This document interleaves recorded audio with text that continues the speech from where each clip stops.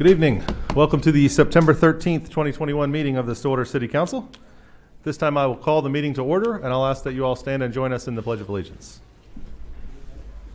I pledge allegiance to the flag of the United States of America and to the republic for which it stands, one nation, under God, indivisible, with liberty and justice for all.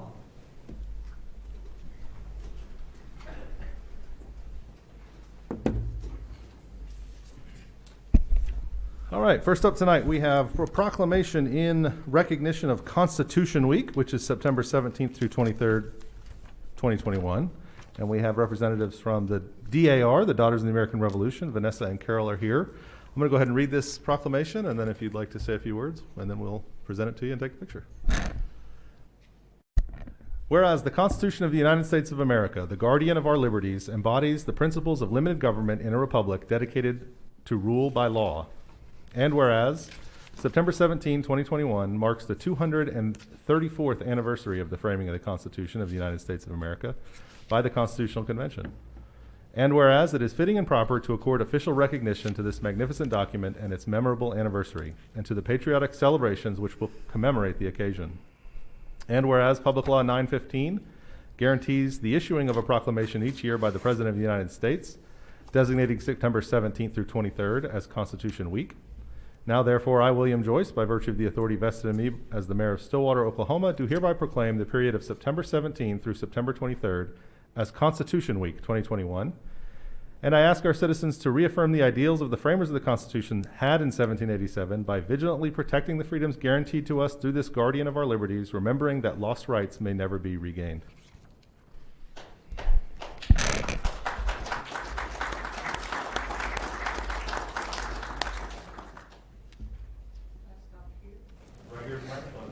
Okay, you know, I'm a retired English teacher. I don't need a microphone. The Daughters of the American Revolution promote patriotism in our community. And this is just the beginning of a year of activities in which we will participate in Constitution activities. You'd think I'd do better, wouldn't you? Thank you so much for this proclamation. On Friday, this coming Friday at 3 o'clock, we will be ringing bells across America. We will be on the steps of the Sherrard Museum, and we invite everyone to join us as we ring in Constitution Week. Thank you. Thank you so much. Yes. Vanessa is the one who does all this. I just get to speak not so well.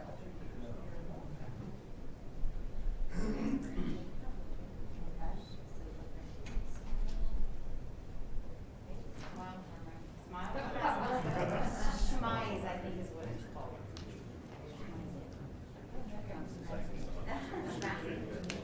Thank you so much.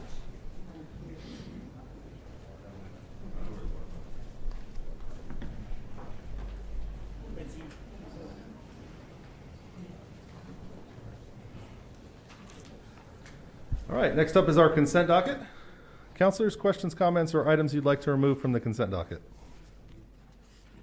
I would like to remove item B from the consent docket. Thank you, Vice Mayor. Further questions, comments, or a motion on the consent docket?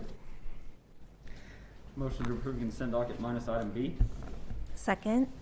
We have a motion and a second to approve the consent docket minus item B. Please vote. With a vote of 5-0, that is approved. That takes us to public comment on items not scheduled for public hearing. I have 3 folks signed up to speak on items that are not part of our public hearings tonight. If you haven't signed up or given me a form, this is your chance. First up, I have Tyler Campbell.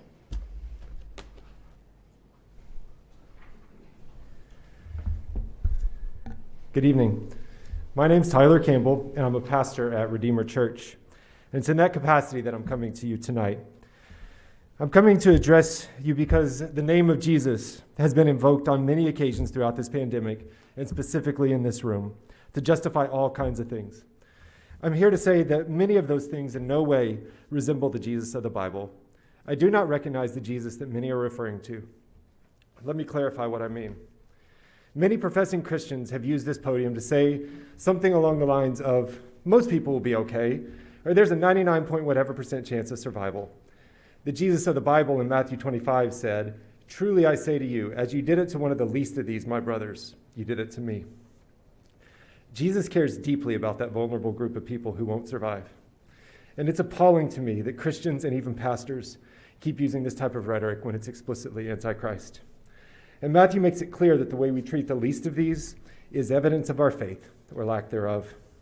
I'll be brutally honest. Christians have treated you and our healthcare workers as if you are disposable or even malicious in your duty.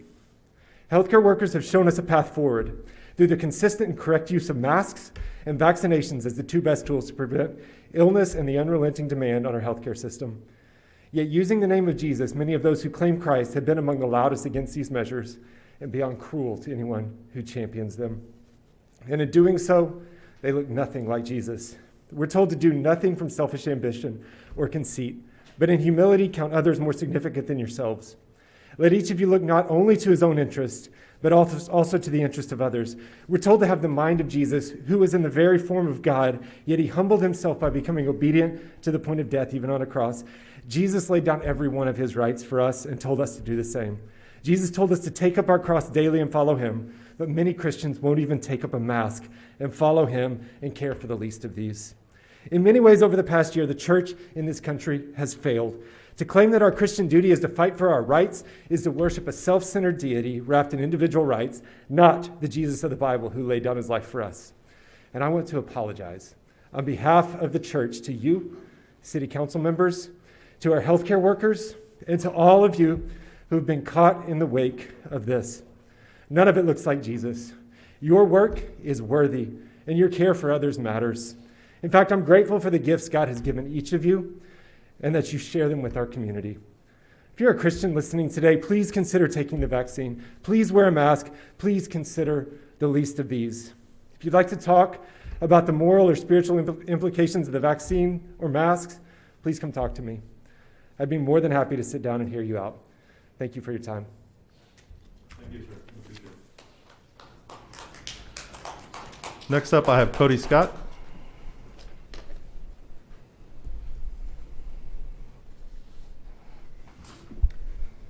Honorable Mayor and Council, invaluable staff, thank you so much for hearing us tonight. And Pastor, thank you very much for your words. I don't know if he walked out, but wow, that's phenomenal. I will be brief. I want to thank the council and staff for declaring an emergency and taking steps to help our community. I call out to you again, please reinstate the mask mandate in our city. I believe it is critical. I believe it is essential and needs to happen. There was a question asked the last time we were in this council, and it is a fair question. It is a fair question. If masks and vaccines are so effective, then what does it matter? Well, I don't know how many people there are in Stillwater right now, but I can tell you there's a lot more people than there are hospitals. There's a lot more people than there are Walmarts. There is so many people here just trying to live their life and pursue happiness. It is our resources that we must share. And because of that, that is the reason why we must have our mandate back. We must do our part, each and every one of us, to try to help our healthcare workers, our essential workers, frontline workers, and just everybody in our community. So again, I ask you again to reinstate that mask mandate and take that stance, take that step for us. I feel compelled to leave you with, and I say this with all the love in my heart, but I say this to everyone who is still curious, who has some fair and legitimate questions. Your rights are my responsibility. My rights are your responsibility. And that is the price that we pay when we live in a society. And so far, from agriculture to the International Space Station, it has worked. It has paid dividends. And I believe that we are hurting ourselves, we are hurting our future generations if we do not acknowledge that. So I want to thank you for your service. I want to thank our healthcare workers. I want to thank everyone contributing to this. With all of the love in my heart, please consider a mask mandate. Thank you. Thank you. Next up, I have Mark Trotter.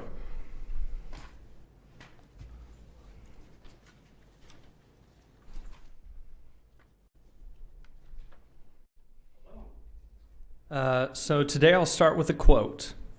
Liberty must at all hazards be supported. John Adams, 1765. A month ago, I started with a quote from Thomas Jefferson on what rightful liberty is. I then began the process of proving how the Constitution of the United States secures these rights, especially via the 4th, 9th, 10th, and 14th Amendments. My goal is now to provide further context on what liberties are to be secured, as well as how they are to be secured. I will start with some items from James Madison's essay, Property, published March 29, 1792. This term, property, means that dominion which one man claims and exercises over the external things of the world in exclusion of every other individual. The essay then further describes what property is. We will start with material things, which include but are not limited to land, merchandise, and money.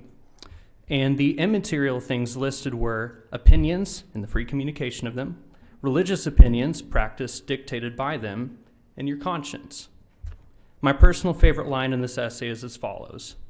In a word, as a man is said to have a right to his property, he may be equally said to have a property in his right.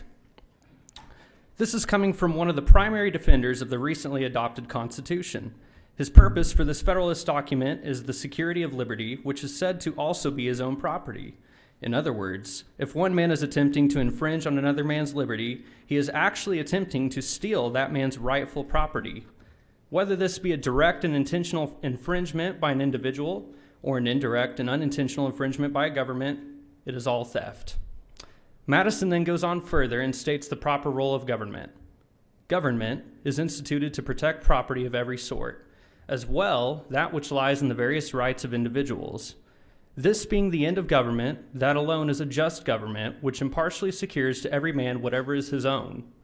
It is clear that he is referring to both material property as well as the property in our rights and liberties. This brings me to my point.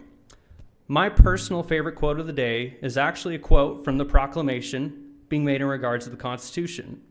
Remember that lost rights may never be regained. Therefore, I urge you, councilors and mayor of Stillwater, to protect our rights and liberties as was intended by the founders of the Constitution of the United States. And I'll leave you with the final quote. Liberty knows no bounds other than that you cannot control or harm the rights of another. Benjamin Franklin, 1722. Thank you. Sure. Next up, Vice Mayor. That takes us to item 6, items removed from consent docket. Yes. I know that it's kind of unusual to do this, but in light of things happening with utilities lately, I did want to do a shout out to this particular item. This was a budget amendment where there was a partnership between the GRDA and the City of Stillwater. And GRDA reached out to see if there was something they could do with community involvement. And so they ended up doing a backpack program for the schools and donated $11,000, which then meant that 800 backpacks with water bottles and things were packed for our students in Stillwater. And to me, it was important to do a shout out to say sometimes in light of things when we get frustrated about utilities and things like that, it's a gentle reminder that they are also here to be community partners. And I think it was a neat thing to give a shout out to. So big difference, makes a big difference. Thank you very much for bringing that up. Do you have a motion on the item? I move to accept item B on the consent docket. Second. We have a motion and a second and a general commendation of thanks to GRDA on item B from the consent docket. Please vote.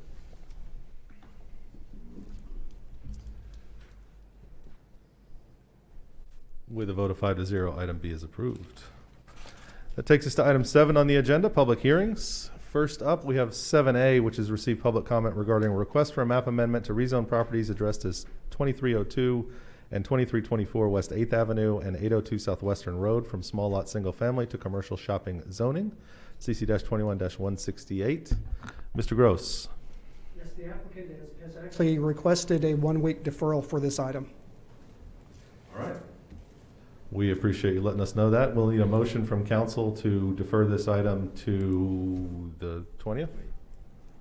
Is there a motion? Motion to approve 7A to September 20th council meeting. Second. We have a motion and a second to postpone item 7A to the council meeting of September 20th. Please vote. With a vote of 4-1 or 4-0 with one abstention, that item is postponed to next week. The abstention was from Councilor Wedlake. I would just say I did have a couple people signed up to speak at a public hearing on this matter. This was a late afternoon postponement. You'll have a chance to speak on this item next week. I know I apologize for those of you who showed up ready to speak tonight. We received this request.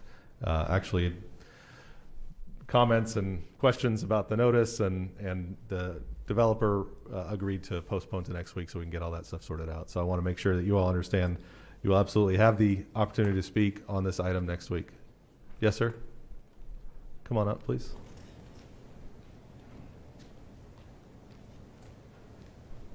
Brian Correa, 2401 West 8th Avenue.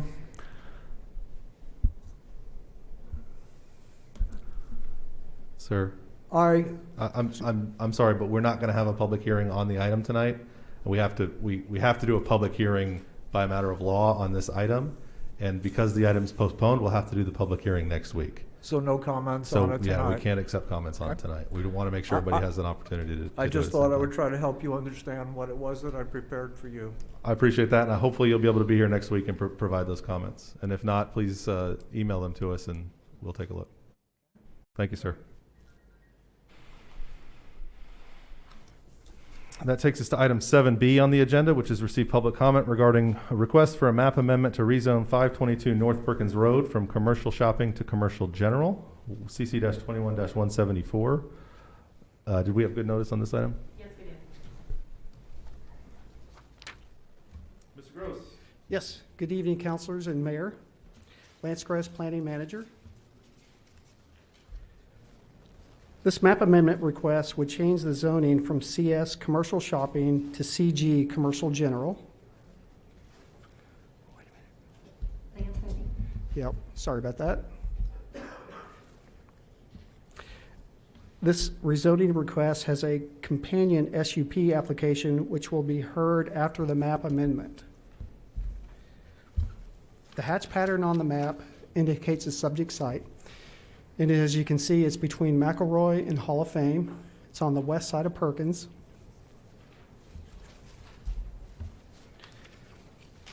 The red rectangle is the subject site, and it's essentially located between Staples and Brahms. This is a view looking from Perkins Road down the site.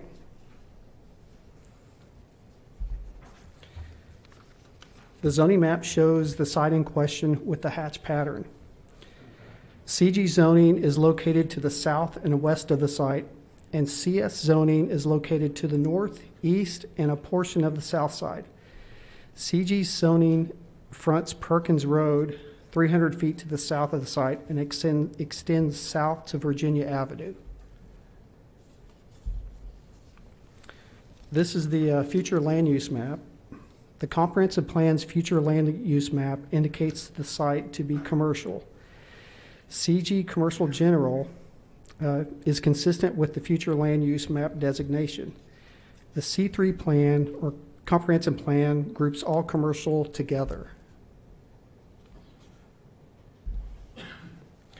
This is a zoning comparison table that shows the different uses that are permitted for each zoning district.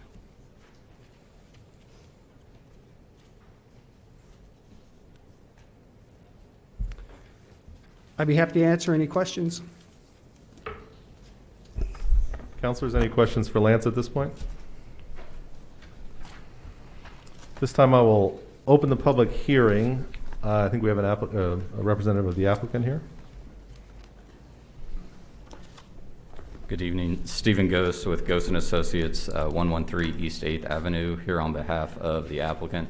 the applicant is here as well, and will be talking after me. We're here, just like it says, seeking approval of a map amendment for 522 North Perkins Road. Lance covered the majority of everything in his staff report. With regard to the zoning, I know there were some discussions at Planning Commission about spot zoning. Like Lance said, there's quite a few properties south of us that are commercial general, and 70% of our south property line is also commercial general. There's about 10 uses allowed in commercial general that are not allowed in commercial shopping. There's 2 in commercial shopping. It's all on that list, but there were some traffic concerns too previously, and all the high traffic generators, food services, hotels, hotels, motels, all of that are allowed by right in both districts. Planning Commission's recommendation, as it states in your report, was 3-2 to deny the request. Part of that was they thought that hotels, because this RV park, which will come up next, and Kevin will talk about it here in a minute too, because they're so intertwined. The hotel Planning Commission thought they weren't allowed by right in commercial shopping, and they are. And this RV park's going to effectively act as a hotel from a traffic generation, just with bigger vehicles coming in to set up shop. So again, we're seeking a map amendment to allow the following item, the specific use permit for the RV park, which is allowed in commercial general with an SUP, but is not in commercial shopping. So let Kevin come up and talk about the, yep. Before you do that, could you expound on what, are there aspects of this property that make it more suited for commercial general than for commercial shopping? Really, the property, there's not a whole lot. Again, there's 10 additional uses that are allowed. What's unique about this property is the depth of it. It's 900 feet long and like 180 feet wide. So there's a limited amount of frontage on Perkins Road. If we were going to come in and do a restaurant or something, say the size of Brahms, it would be about $400,000 just to get that leveled up, build a wall in the back, bring in dirt just to get it up to that. And then you end up with this dead piece of property in the back with no access, very similar to the property to the north of it behind Staples that's for sale right now, that has no frontage on Hall of Fame or on Perkins Road. Mm-hmm. So this, we feel, is like a good adaptive reuse of the property, taking it from a residential mobile home park, which it's been for longer than I've been alive. Recently, probably in the last 5 years, people stopped living there, but it's unmowed in the back. There were 2 trailers there until the property went up for sale. So this will clean it up and provide a service that frankly is not available in Stillwater right now within the corporate limits. So, and Kevin can talk about. If we could, can we save the discussion of future use to the next item? Because we as a council can't consider what you potentially might do with the property when it comes to the rezone. Integral to what's going on, but if you guys feel more comfortable, I think we should waiting, limit the discussion to whether the rezone is appropriate first, and then we'll deal with it. Okay.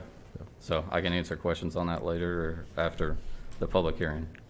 Councilors, any further questions for the representative on the rezoning? All right. Thank you. Thank you.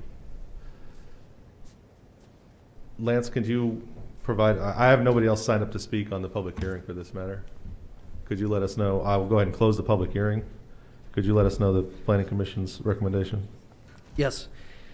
The Planning Commission voted by a vote of 3-2 to recommend denial. Staff recommendation, motion to approve the map amendment rezoning at 522 North Perkins Road from CS to CG. And you basically have a list of 4 options, and I can read those off if you'd like. Go ahead. Okay. Let's see. You can accept the recommendation of the Planning Commission and deny the application. You can reject the recommendation of the Planning Commission and approve the application. You can table to a specific date if additional discussion is warranted. You can remand the item back to the Planning Commission for further consideration. And the staff recommendation is that we approve it? Yeah, that is correct. Thank you. Councilors, any further questions for Lance? Lance, I'm sorry, but could you show that map one more time of the current zoning designations of the area? Sure.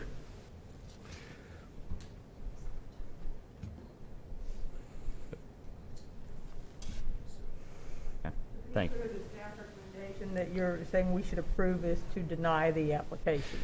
Actually, it's to approve the application. I know it's a little confusing. Yeah, and it's based upon the future land use map recommendation. So, I don't have a question, but I do have a comment.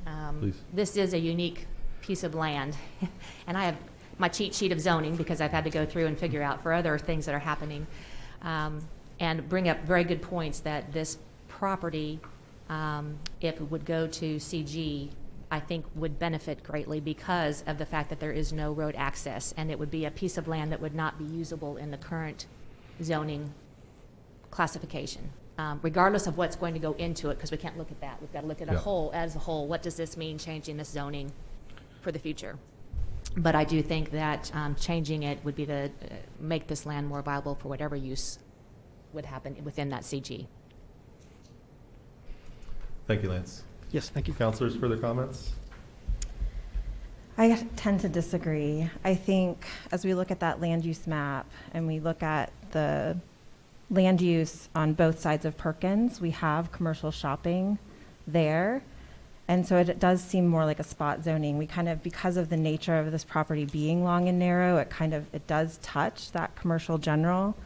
But I think that as you look at the allowable uses in commercial general, there are things in there that we may not desire for that property, given that it's such a commercial shopping district. Things like transportation activities or vehicle and equipment sales and service or wholesale trade. I think some of those uses, I agree this is, and I find myself a little bit in conflict because I'm normally a champion of developing these properties and bringing them back into beneficial reuse somehow, and I recognize the development challenges of this particular property. I just don't know in the context of Perkins Road if these are uses in commercial general that we would want to see along that corridor there. Does it affect your analysis there that the corner just to the south where the AT&T store is also commercial general, just a couple fronts down? I mean, I tend to understand where you're coming from, but I mean, there's commercial general like yeah, two and I doors think down. it's challenging sometimes when we're looking at zoning, especially in zoning categories, like it's all commercial, right? We're talking about commercial shopping to commercial general. It's easy to say, and when we look at our comprehensive plan map, it's lit up red for commercial, so it's easy to say kind of this is a category of zoning that clearly we desire along this corridor and that we want in this area.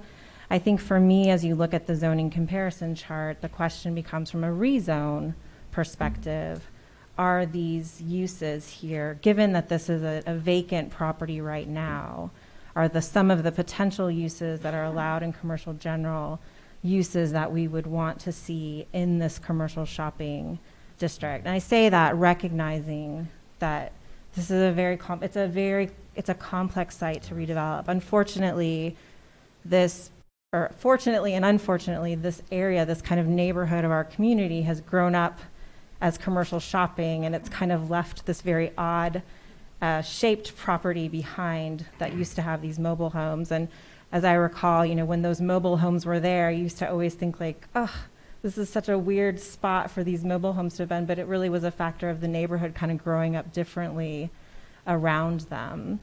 But I do have concerns about, would we want a car lot there? Would we want like some of those things that are allowable in commercial general that aren't allowable in commercial shopping? And I think that's where I think based on what's happening, so it's good to have these discussions because I think it's important for us to understand that we have to look at it as not exactly what the interest is currently, but what could go there eventually. And when there's property that is for sale around it too, and being thoughtful on the development side of it, I think it's tough when it's under a commercial zoning. It is. I think normally, I like to not think of it in this bigger hierarchy of zoning. I do like to kind of think of it in this cube of commercial. But the way our zoning code is written and with some of those allowable uses, I think we could, especially with the property being for sale, we could complicate this area with some of these zoning choices. Councilors, further comments?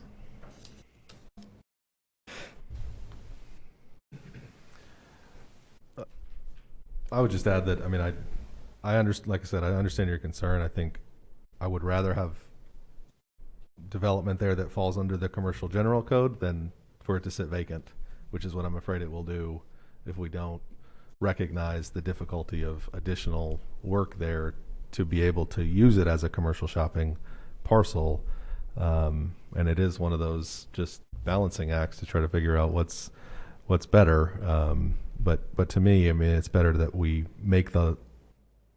give the land a chance to be useful in the community with zoning it this way, rather than restrict it too much to where it may not be usable without an extensive and probably non-economic or non-economical investment to be made. But 6 of one, half a dozen of the other, right? Tough one, for sure. Further comments, councilors, or is there a motion on the item?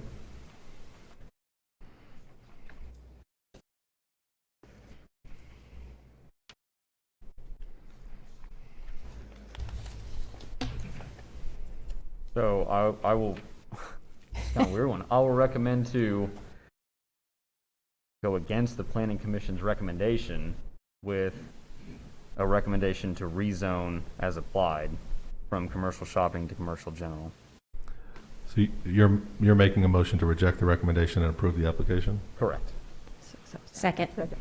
We have a motion and a second to reject the recommendation of the Planning Commission and to approve the application for rezoning. Please vote. With a vote of 4-1, with Councilor Jaloski voting against, that item is approved. That takes us to item 7C, which is receive public comment regarding a request for a specific use permit for 522 North Perkins Road to allow for an RV park, CC-21-170. Kimberly, do we have good notice on this one? Yes, we do. Thank you. Lance? Yes, this is the companion item, the specific use permit for the previous map amendment. The subject site, as was mentioned previously, is located between McElroy and Hall of Fame, east or west side of Perkins. You basically have seen all these. The red rectangle is the subject site. It's the same view. There's this existing zoning map. And these are some concepts that were sent to us for the RV park. There are 47 spaces. This is a view looking into the site from Perkins.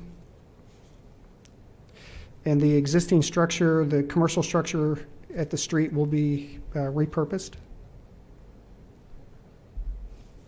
This is a view of the western edge, the turnaround portion with the dog park. And Steve and the applicant have a presentation that they'll be showing as well. So I'll be happy to answer any questions. Councilors, any questions for Lance? Thank you, Lance. At this point, I will open the public hearing and I'll ask the applicant to come present on this item. I'm Kevin Carter. Address is 2640 Farm to Market 13 East Troop, Texas 75789. So first, I want to thank you guys for having us here, and Councilor Jaloski, we've had a good conversation. I appreciated your time and your comments. They didn't fall on deaf ears. I completely understand the concerns of council, and I'm not trying to go back to the zoning. I find pads, I develop pads for restaurants. I'm a contract broker for a national box tenant. It's the largest box in the world. They live in Arkansas. But I work in Arkansas, Kansas, and Texas for this box. I see overflow restaurant tenants in a number of different states. Frankly, that's why I was here. There is a a private company looking to go public that's interested in Stillwater. I was scouring sites. I saw the site on Perkins, and it really stuck with me because I wear a number of hats. We were looking to get into the RV space. I have friends in it. I understand functionally how it operates. It looked like an interesting opportunity. I hail from a college town in Texas, not in Austin, but it's another big college there. And I won't say the name of it, but howdy is on the first, I think it's the first word in the presentation. But that's where I come from. I'm familiar with college towns, how they work. It's a little small, it's a little larger market, but looking at this site, it really stuck with me because it seems to be an opportunity to create kind of an irreplaceable type site for the event that we want to create, the environment we want to create.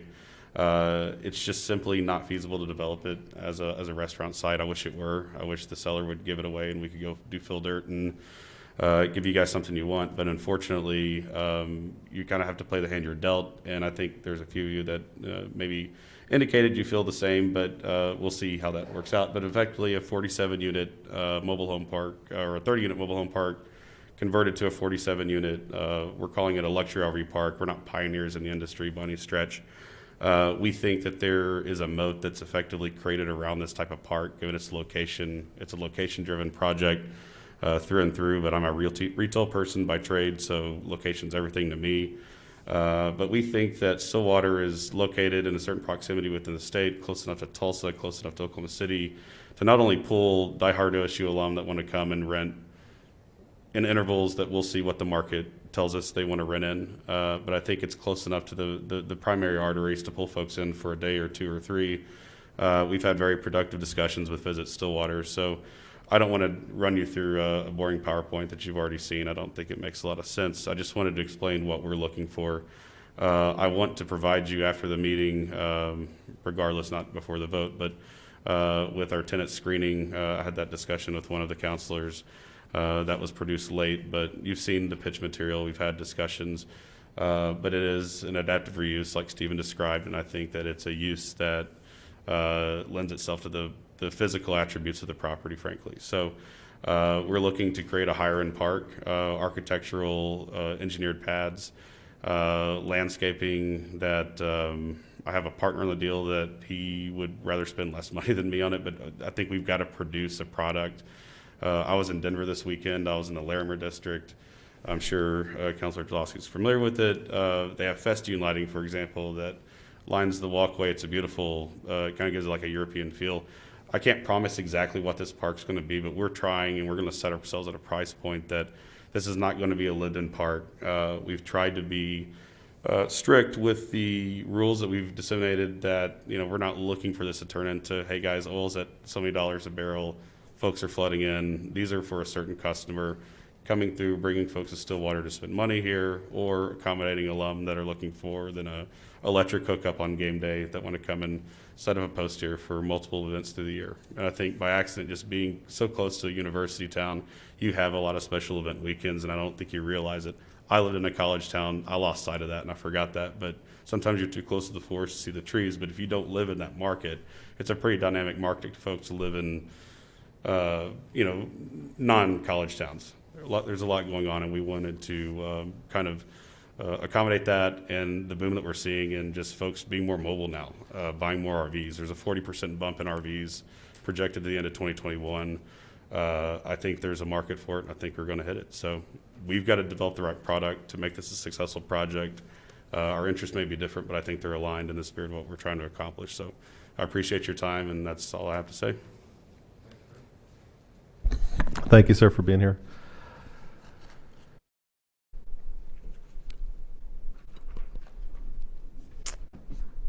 Do you have anything further, Stephen? Okay. I don't have anyone else signed up to speak in the public hearing, but I do think we might have questions for you all. Counselors, do you have any questions for the applicant? I just want to make sure that everyone understands this would not be a live-in. This is really for people to come and spend a certain amount of time and then they head on their way. So this is not a place where they're going to live continuously. Please come back up. Yeah. And this is not an attempt to bait and switch. I think the market's going to tell us what this holds, but that's definitely not what it is. What I'm trying to figure out right now is how many you hold back of these spaces you hold back as nightly type rentals, where you charge, say, if the market is $45, you charge $75. People will pay it.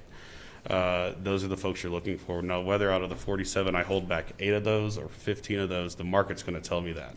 So I can't make that promise today, because I think we've just got to react to what the market holds. Our customer is going to be, and I think what I want to drive home through kind of one of the points in our rules, the folks that lease from us, those are the folks that need to be in the unit. I don't know how we can legal this up and say that they're the primary tenant, because it's like if they're off the site, they have an invitee there. How do you define that? But we wanted this, and we still, since planning and zoning, wanted this to be like a collaborative effort in figuring out what are the hot buttons, what are we trying to not give you, and we want to give you something different. I think our interests are aligned, I really do. And you're going to have management on there Absolutely. 24/7, so yeah, that we it's have not built into our budget. We have a very healthy labor charge. We've got on-site living, all bills paid. So I think we're going to be competitive in the market. I understand the staffing issues right now. I don't operate businesses like this typically. It's a little out of my lane, but just dealing with users, that's a real problem in how it inhibits their growth plan and what they're telling, if it's a public company, Wall Street, or their investors, or whomever it is. Staffing's tough right now.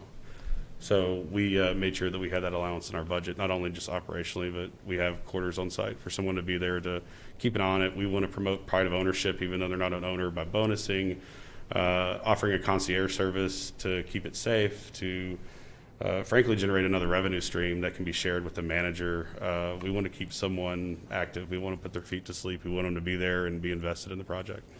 It's all about execution. We can put anything on paper, but it's about executing with the right manager. Thank you.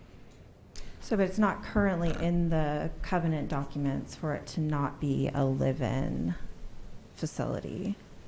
It is not in the covenant documents. That nomenclature is not found in the covenant documents. No, ma'am, it's not. Just to answer you, yes, no, and Yeah, directly, it's not. appreciate it. Can it be? Well, we could have a long, I've understood maybe today you're an attorney by trade. We could probably have a very long conversation and do this for a while about what that means. If you can tell me what that is and go on the record telling me, defining what that is, I'd be happy to answer that question. Well, this is a question I'm going to have for staff, and I'll And I'm not trying to I turn the table on you. It's hard to answer that in a vacuum without context. Sure. Without some guidelines or some rails, I don't know how to answer that question specifically. Well, my question, I'll answer it. I'll intent is for this not to be a park that has the look of what you would traditionally consider a live-in park. Whenever you use that word, I think it creates a certain image. That is not our intent. Well, we appreciate your intent. Sure. But we and also how have to worry how we about tried to address some of those items, for example, in a live-in park, and I don't mean to speak out of turn, may I still speak? We're trying to limit the number of outdoor structures, frankly. We're looking for a unit that folks drive in with and possibly outdoor furniture, and that's it.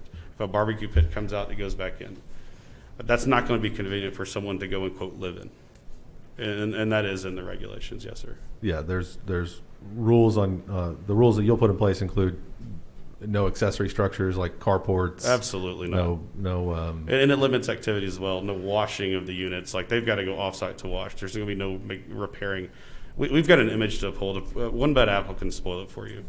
And we're pretty reliant on an income stream that hits a certain occupancy. And if we let a couple bad apples spoil it, we're just terrible at what we do. And we probably deserve to lose the permit based on bad management. Your rules also address the traffic in and out and having people schedule times. Yes, sir. When they can pull in, so we're not trying to get. And there's some latitude there. And that's as we move forward. And I don't know. So the importance of having an on-site manager is not only keeping an eye on monitoring. For example, one thing we're not even talking about is operationally within the park, and this is a safety issue. You've got a 19-foot wide road. I mean, we've gone out and done not only your CAD test, and no offense, Stephen, I love the drawings, but we've actually done real back-end test at a dealership with probably the worst scenario rig that you can roll in, which is a 43-foot fifth wheel with a 21-foot truck pulling it. So we know how this park functions. As far as people getting in and out, I completely understand the concern. We're going to offer this concierge service as a fee. That doesn't mean that they're not allowed to come. We're not going to be shy to turn someone away if we're actively moving someone in. If they can slide in early, that's fine, but there's going to be some kind of functionality on our website that promotes the check-in and then especially for overnight tenants, we need to know they're coming.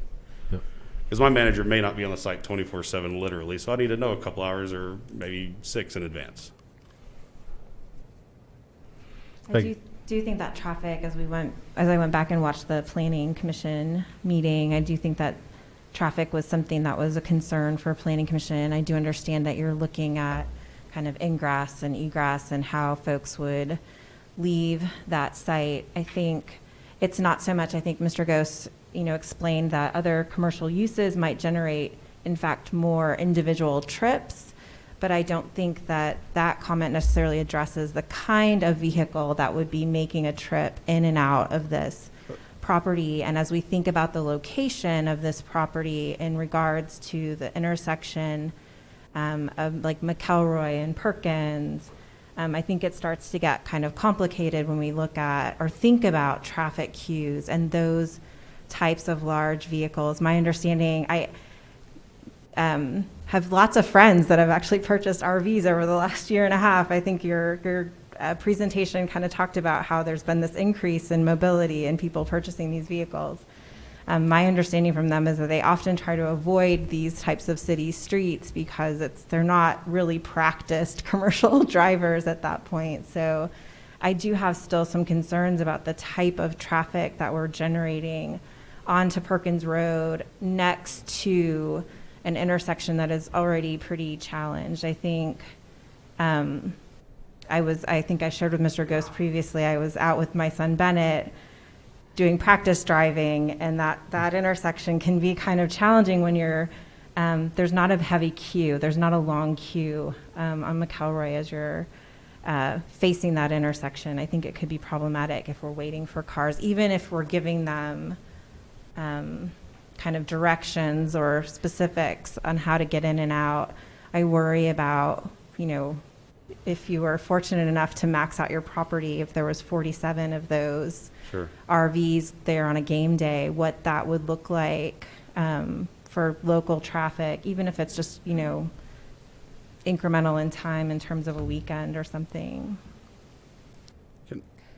I think there was good discussion that you had, I think, with OSU Athletics when they had their RV or had their RV parked during the game days and how that affects traffic. And I think for those that are more seasoned with driving, they understand the time that it's going to be busier with traffic and times that it's not, and they're not all going to be entering at the same time or exiting at the same time. So that might be that's obviously the goal, right? But people still, best intentions, but people still tend to break rules. So, the reality is we've got a 2-unit queue from the gate to Perkins. We've got to enforce rules about when folks come in and out. As far as traffic generation, and I understand your friend's comment about staying away from city streets.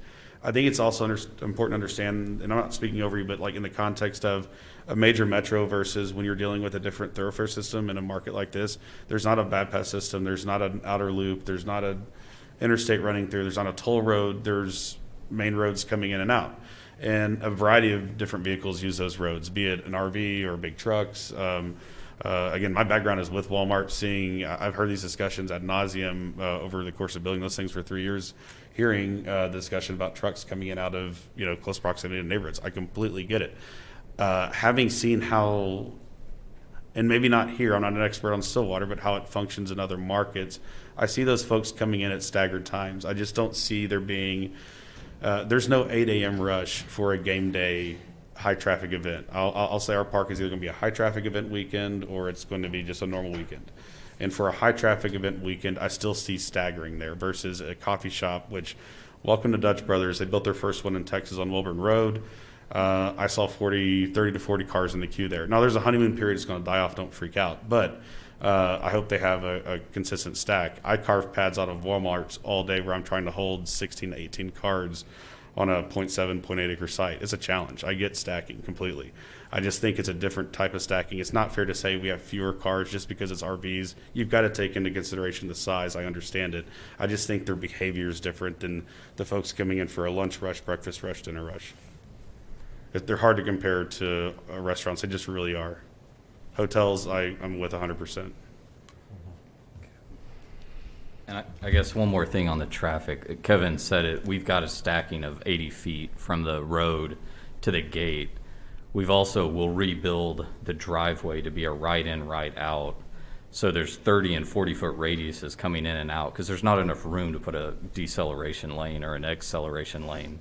So those larger radiuses allow those vehicles to get in smoother, not having to stop, make a hard right-hand turn. They can transition into the site. So it'll be, you have to turn right into the site and you have to turn right out of the site? Right. Okay, so you won't have. Yeah, there'll be a Back pork up, try to chop, and turn again, left. people can run those over, but you're not gonna do that with a fifth wheel behind you and shake everything. You hope. Monty said he'll also threaten to put a center barrier out in Perkins Road if you guys really want it, so. Well, I appreciate the understanding and the thought about those concerns. I mean, the concerns about the visibility and the aesthetics of the site, right? This is in a middle of a shopping district, right? And having a long-term mobile home site there is not compatible with that. But a short-term park, maybe it has, with what the rules you're saying you're going to put in place, makes more sense. And certainly the traffic concerns, if you're addressing those with scheduling and with the right in, right out, and those sorts of things.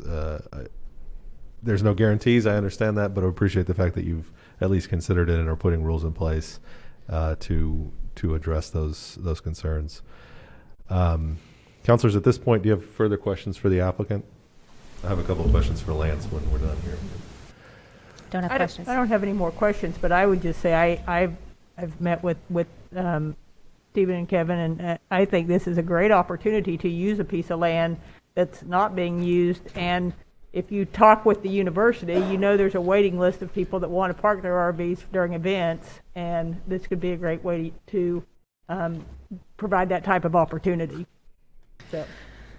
I'll piggyback on that a little bit. As much as I love Oklahoma State University being in our community and this idea, I wanted to look broader and think what else besides 6 home games are going to bring people to utilize this park. And as we talked with the free will cycling event that happens on a yearly basis, all the events, Christy Moore Senior with Visit Stillwater, all the events that happened at the Payne County Expo, and spending time with friends who have an RV that they use that's their primary way of travel.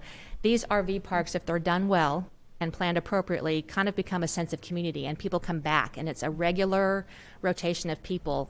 The other thing I hadn't thought of that Christy mentioned too was we are perfectly placed between the north and the south, and if we have individuals that are going down to Texas for winter, wouldn't it be cool if they stopped in Stillwater, Oklahoma as a stopping point, and we're able to utilize and be a part of our community. So as we think about unique ways that people can stay in our community and spend money and enjoy what we have, I think this is a great start to this. So. All right, at this point, I'll close the public hearing. Appreciate you being here. Lance, well, before I ask you for the Planning Commission, although we know the Planning Commission's recommendations at this point, my questions are around this SUP and the language that goes into an SUP like this. I mean, the report says request approval of a specific use permit to allow the use of an RV park at the property addressed as 522 North Perkins Road. Does the code define RV park? Is there a separate listing for RV park and mobile home park? I mean, is this a defined use within the code somewhere? I'd have to look it up real quick, but I know there is a section in there that does discuss about RV parks. As opposed to, maybe this is probably a question for the city attorney. As opposed to a mobile home facility, I mean, are those distinguishable within? Yes. Yes, I know they are. There's definitely a definition for mobile home parks. Okay. Yeah. And so this would be specifically for an RV park and not for a mobile home park? Correct. Yeah, that's one of the that's one of the specific uses with the specific use permit. Okay. Does anything else go in the SUP? Is it just if we grant the SUP, it's for an RV park as defined, I suppose, in the code. There's no other, additions like we could put in with the rules that that they would be proposing in terms of scheduling, or, you know, are there more things you can put in the SUP, or does it just have to be the RV I'd be park? happy to answer that question. The code provision for council action allows the council to approve with conditions, or deny the specific use permit. In any case other than approval, you're to state the reasons why it wasn't approved. The code states that you can impose conditions related to the use of the land, including but not limited to permitted uses, lot sizes, setbacks, height limits, required facilities, buffers, open space areas, lighting, signage, landscaping, parking and loading compatibility, land use density, and such other development standards and operational conditions and safeguards as are indicated to be important to the welfare and protection of adjacent property and the community as a whole. The effect of the proposed specific use on the character of the neighborhood, traffic conditions, public utilities, drainage, and other matters related to the general welfare may also be considered.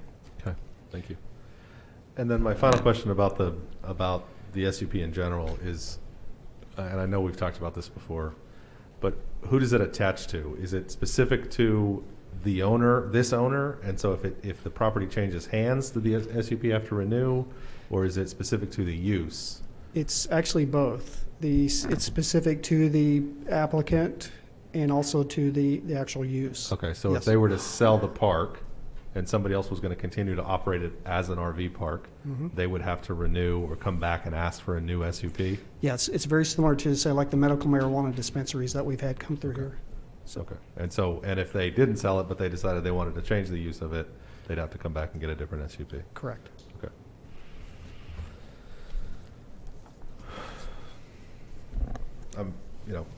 I'll just, my concerns about this park, and thank you, Lance. Oh, sure. And you covered the planning commission recommendations before, right? It was a 3-2 against? Yes.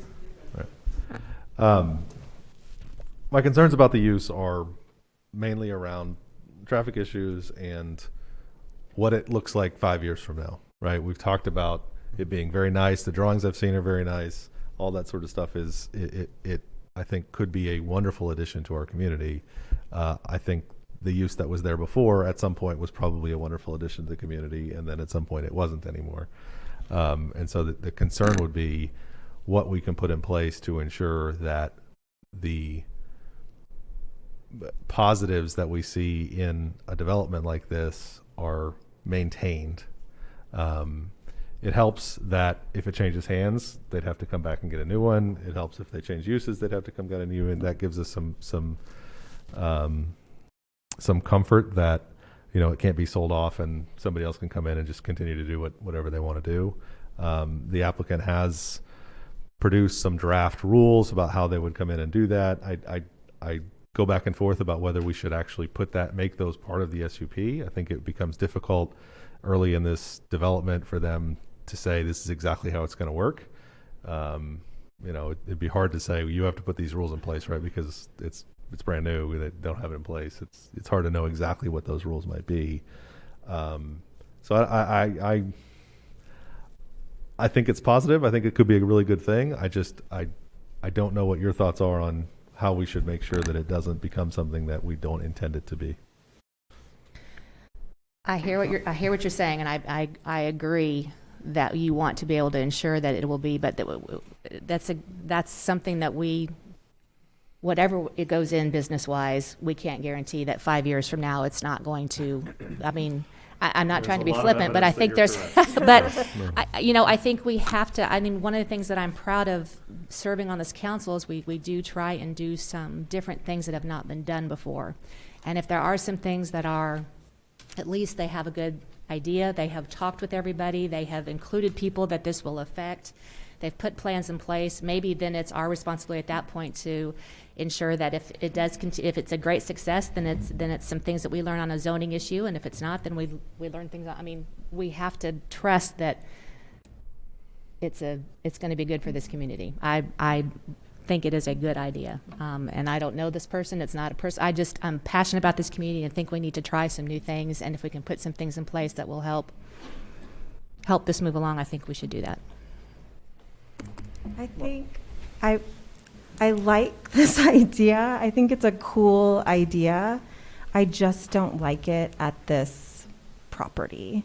I think I recognize why it looked attractive, like going over, in an aerial image, it kind of looks like that's what it used to be, and it could be that again in a different kind of reformatted way. I just have big concerns that it's not a conforming use in this area, and I don't know how we support the success of it through the SUP by trying to kind of prop it up with, I think, he kind of said, the applicant kind of said, he's not quite sure what the market will test out to be. Will this market test out to be in Stillwater 1, where we really kind of do use it more as a hotel motel, people are coming in for the weekend and then they leave? Or will our market not support that, and it will become more of a lived-in facility with people staying longer, and some of the challenges that we might have as a community because of that? And I think, it's so hard because it's difficult to watch sites sit vacant, and I'm passionate about bringing properties back into beneficial reuse. But I think when we're considering those reuses and something like the specific use permit, it needs to really benefit our community. And I feel like while we might be bringing in people or visitors, I think like the long-term ramifications of having kind of this transient use there may not be building into the fabric of our community. I feel like we're kind of well, nobody else wants to use it. This is the first idea that's kind of come to it, and we're kind of saying like, okay, but I feel like it's prolonging a use that's kind of not been conforming based on the old use that was there. And I did do a little bit of research. I mean, I really wanted to like this idea, but it doesn't generate sales tax. The rental fees don't generate sales tax. The rental fees also don't generate hotel and motel tax. So really from beyond the visitor perspective, and I do get that, I do understand that there are people that may choose to utilize a facility like that and come to Stillwater to utilize a facility like that. I don't think that we have an RV park in Stillwater proper. But it's, then you're looking at property taxes, I guess, and I haven't done a deep dive into how RV parks affect property values around them, but my initial thought would be that they may not be positively affected. Probably depends a lot on the RV park. It probably depends a lot on the RV park. And I think part of that, and boy, this is tough when you have to disagree with someone that you're sitting up here in the horseshoe in front of the entire community. But it's good. It's good conversation. I hear every word you're saying. I think that and maybe it's just because as I have some good friends who these RV communities become just that, a community. And they meet again year after year for different events. And there's a sense of pride in being able to be a part of that community. These individuals walk to places. And I think this location actually is in a good location because there could be a walkway or a pathway that would lead, there's sidewalks along Perkins. I think there's an opportunity for people to get around once they get here. I also think that we have a lot more events that happen in this community that would draw this crowd than we've ever probably paid attention to because we've not ever had something like this in our community. So I think it's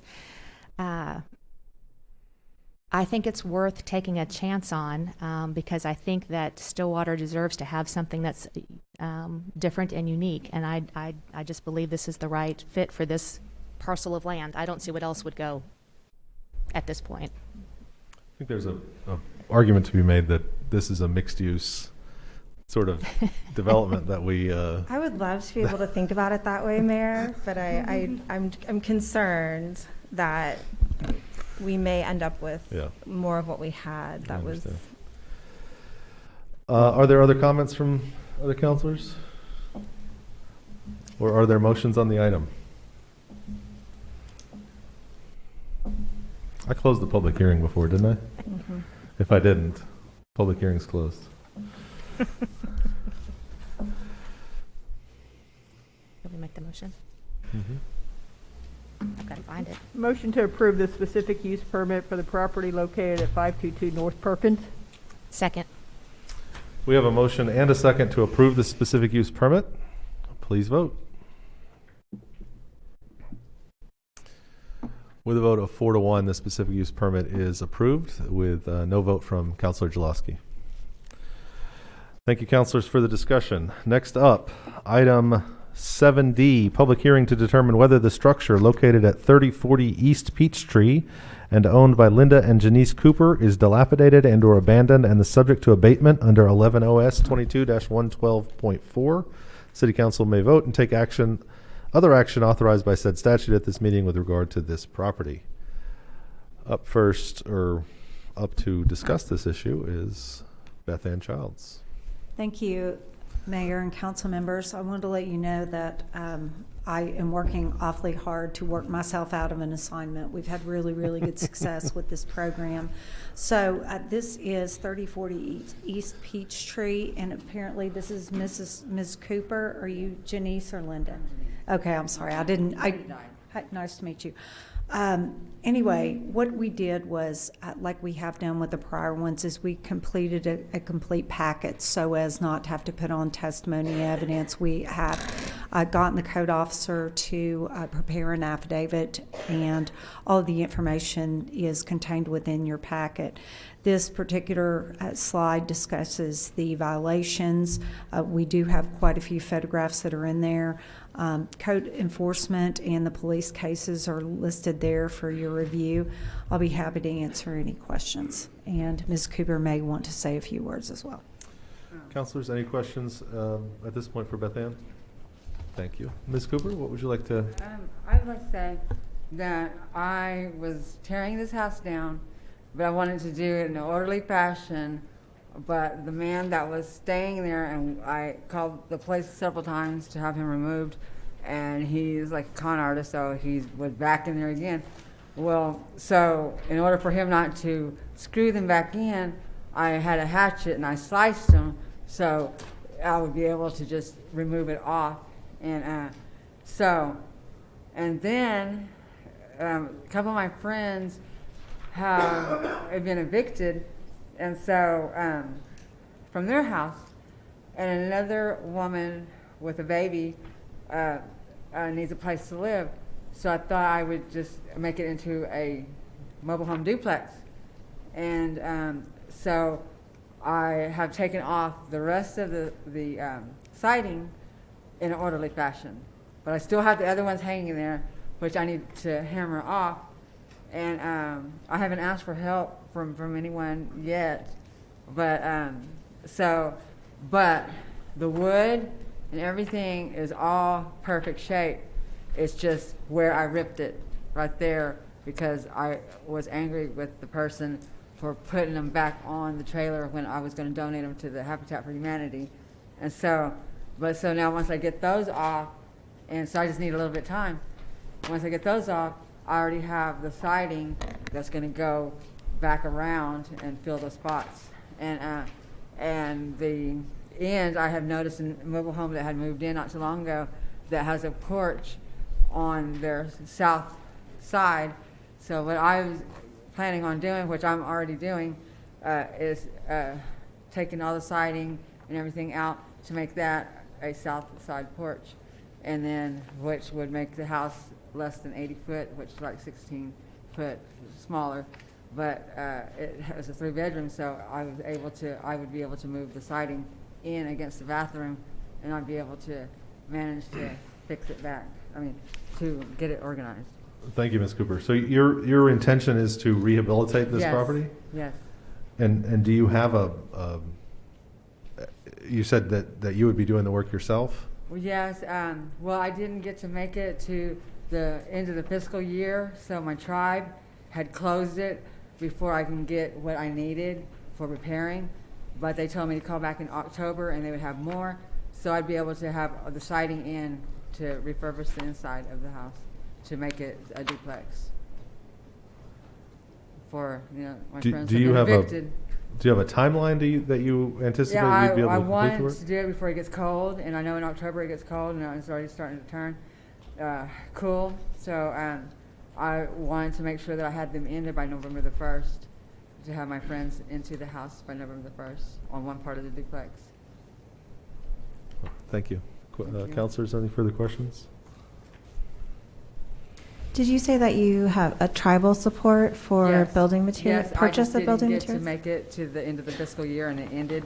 So I am to call them back in October, and that's where I will be getting the funding for, extra things that's needed. Does the tribe support just purchase of materials, or do they support? Well, they do buy water heaters and the electrical, because I'm going to need another electrical box. And so those are the things that I'm requesting. So it's just, electrical box and another water heater. And so those are the two things that I need for the other side. So that's what I am going to deal with, is one half of it. And because the other side is still good on the other side. So I don't really have a whole lot to have to do with the siding. Have you used that I can- tribal assistance program before? I have, my tribe is the Muskogee Creeks, and I have used the Iowa tribe. And the Iowa tribe has bought a water heater and a central heat and air unit. And so they are willing to help where there's need.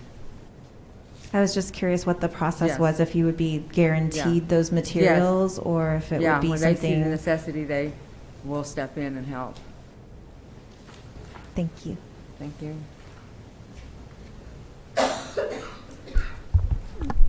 The only concern that the code enforcement officer and I have is this is not zoned for multifamily, so she wouldn't be able to turn it into a duplex.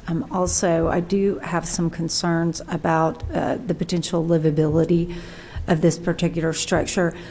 We actually worked very diligently to try to get in touch with them, but we didn't have good contact phone numbers, and I think we exhausted our efforts. So if you want us to get with her and try to figure something out, we certainly can do that.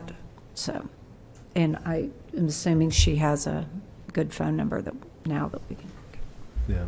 I mean, it's clearly dilapidated and unsafe at this point, correct? If I could have just a little bit of time, and I didn't bring pictures, I wasn't, fully prepared, but I could take pictures of what it has become now, without, extra things on there.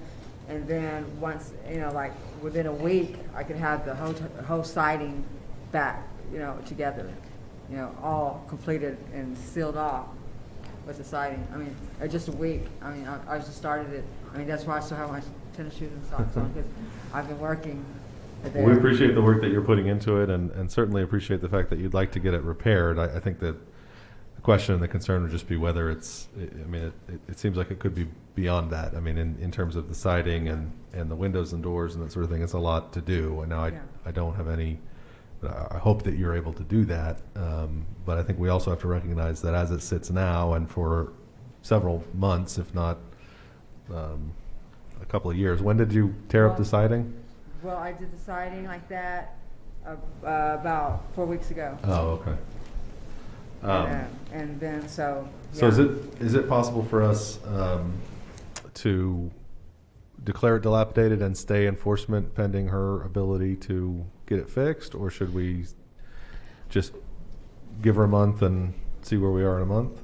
Well, you've got a couple of different options. One of them is you could table them to the 18th, and then if you like, and then the code officer, I'm volunteering him to get with her and take a look at it, and then I do think we'd have a better idea as to whether or not these efforts would be fruitful.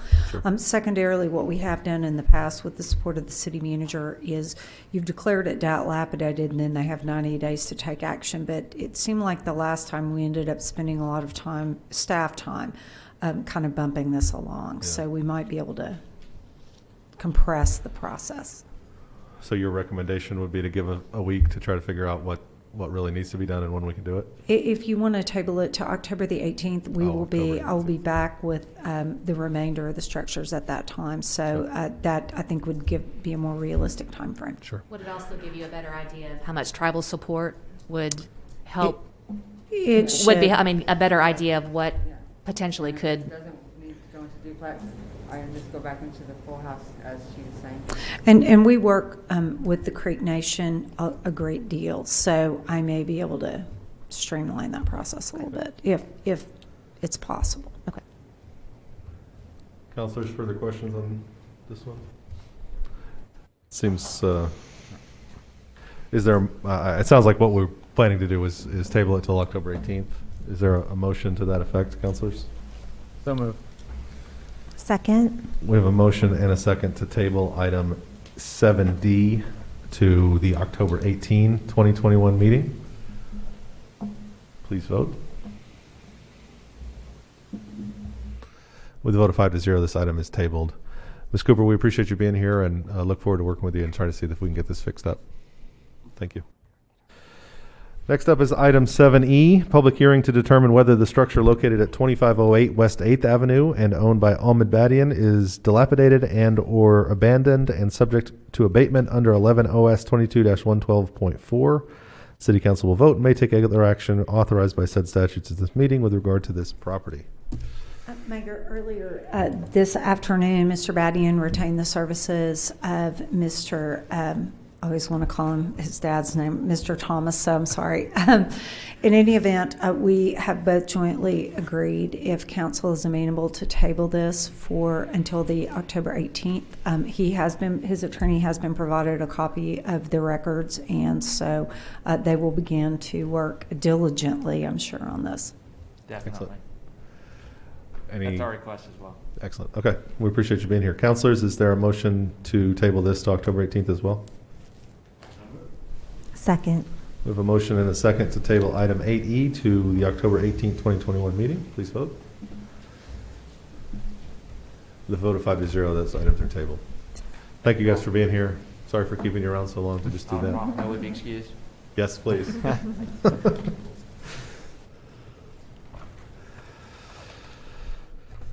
All right.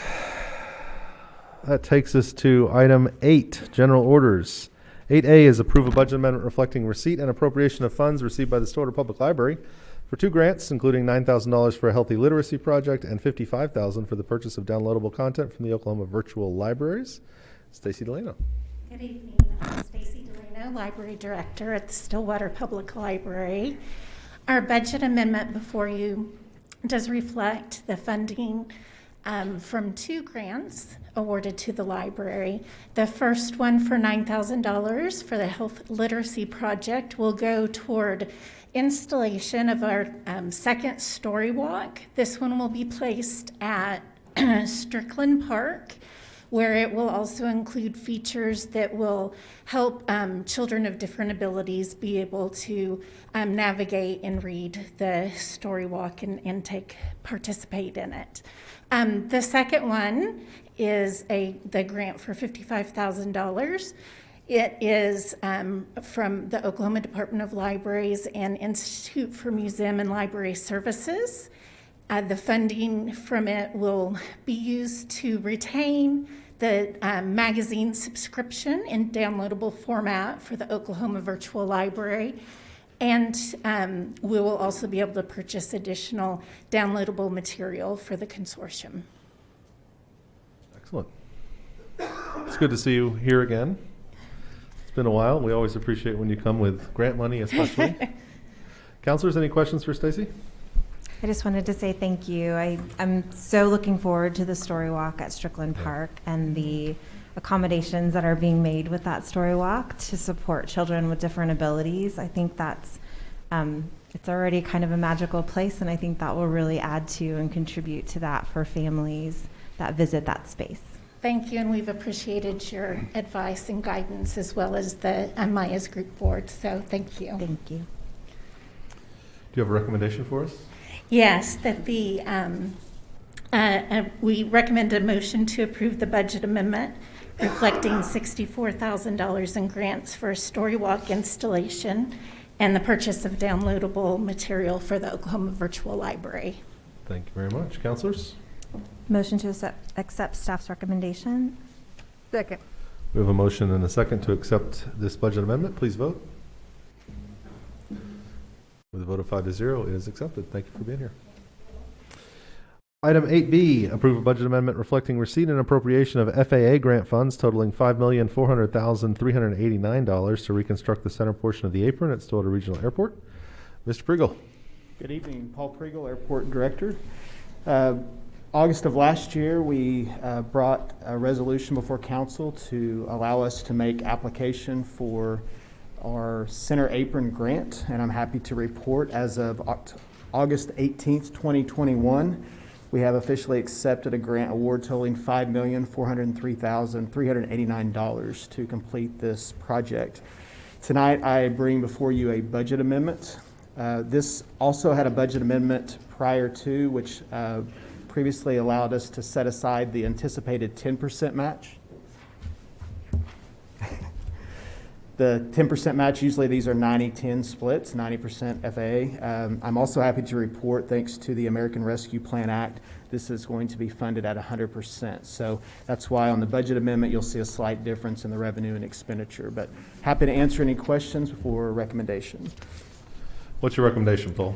Recommendation, staff recommends approval of the budget amendment reflecting receipt and appropriation of the AIP grant in the amount of $5,403,389. Thank you, sir. Counselors, any questions? When can we? When will the center apron project be done?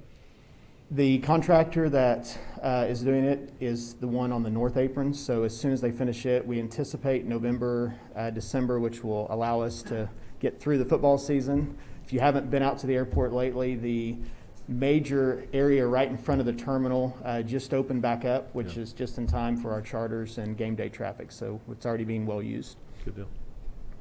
Excellent. Any further questions or a motion, counselors? Motion to accept staff recommendations. Second. We have a motion and a second to accept the staff's recommendation. Please vote. With a vote of 5-0, that item's approved. Item 8C, approve budget amendments reflecting receipt and appropriation of donations received by the Stillwater Police Department from Grand Lake Mental Health Agency for the use by the Critical Incident Team. Chief Watts. Good afternoon, Mayor, Councilors. Stillwater Police Department is requesting approval of a budget amendment reflecting an increase in revenue of $5,200 from donated funds and expenditure of those donated funds for education expenses for the Crisis Intervention Team officers in the amount of $5,200. In 2020, Stillwater Police Department developed our Crisis Intervention Team. Our Crisis Intervention Team responds to individuals in crisis and conducts follow-up home visits with clients to ensure their treatment needs are being met. As part of their duties, our Crisis Intervention Team regularly collaborates with Grand Lakes Mental Health Center for providing resources, supporting providers, and providing services to individuals in need of Grand Lake Mental Health Center's programs. And Grand Lakes Mental Health recently donated $5,200 to our Crisis Intervention Team so that those officers can go to advanced training and better utilize that unit. I'd be glad to answer any questions. Thank you, Chief. Counselors? I don't have a question. I just want to say what an important step this is. It's not being reactionary. It's actually providing some training for our police officers and working with Grand Lake to kind of help, hopefully, decrease the amount of things that can happen, and this also as a follow-up. Yes, it's taking it to that next step. It's huge. As a family who has someone who has some issues, it's nice to know that these things are being put in place. So. Yes, we've been very pleased with the success of that unit. It has done great work and continues to, especially with their collaboration with Grand Lakes and all of the other providers in and around Stillwater. And I have a recommended action or motion. Sure. Motion to approve the attached budget amendments reflecting an increase in the donation revenue and related expenditures of $5,200. Thank you, sir. Counselors? Motion to accept staff recommendation. Second. We have a motion and a second to approve this budget amendment. Please vote. The vote of 5-0, that is approved. Thank you, Chief, and thank you to Grand Lake Mental Health Center for that donation. Item 8D, approve right-of-way occupancy agreement with Vast Broadband. Mr. McClenny. Good evening, John. Special Projects. Vast Broadband, doing business as Blue Peak, has submitted an application to occupy the city right-of-way, the public right-of-way. And Blue Peak is planning to construct a fiber-to-the-home and business broadband network throughout Stillwater. They currently operate systems in 50 different communities. Ordinance 3408 requires each entity that occupies the right-of-way to register with the city. Blue Peak has submitted the required information and meets the requirements. And as with other providers, the city doesn't regulate the services of the provider. We regulate the use of the right-of-way. Desi Stoops with Blue Peak is here tonight, and I'm going to invite him up to tell you a little bit about what they're going to do, and then I'll give you staff's recommendation. Mayor, Council, I appreciate your time this evening. I'm going to pull this up. Hopefully, you may have this in front of you. As Mr. McClenny said, my name is Desi Stoops. I'll pull this off for this real quick. Grew up in Perry, Oklahoma. Graduated from Oklahoma State in '93. Been in telecommunications ever since I left. Williams Communications, Wiltel, Level 3, a number of the big ones. Since that time, I've led organizations building networks in all of the NFL cities, and finally, after a few months of prying from my current CEO, I finally agreed to come over to work at Blue Peak, Vast Broadband. Primarily because Vast is owned by a private equity firm out of New York City, GI Partners. We have a number of properties already in place in the Dakotas. In addition to that, we've been granted franchise to build in Grand Forks, North Dakota, as well as Cheyenne, Casper, Sheridan, and Laramie, Wyoming, and also in Oklahoma, Enid, Perry, and Bartlesville. Stillwater would be our fourth municipality that we would build into. What's unique about Vast, what's unique about Blue Peak is that we're not focused on NFL cities. I spent 30 years making them better, right?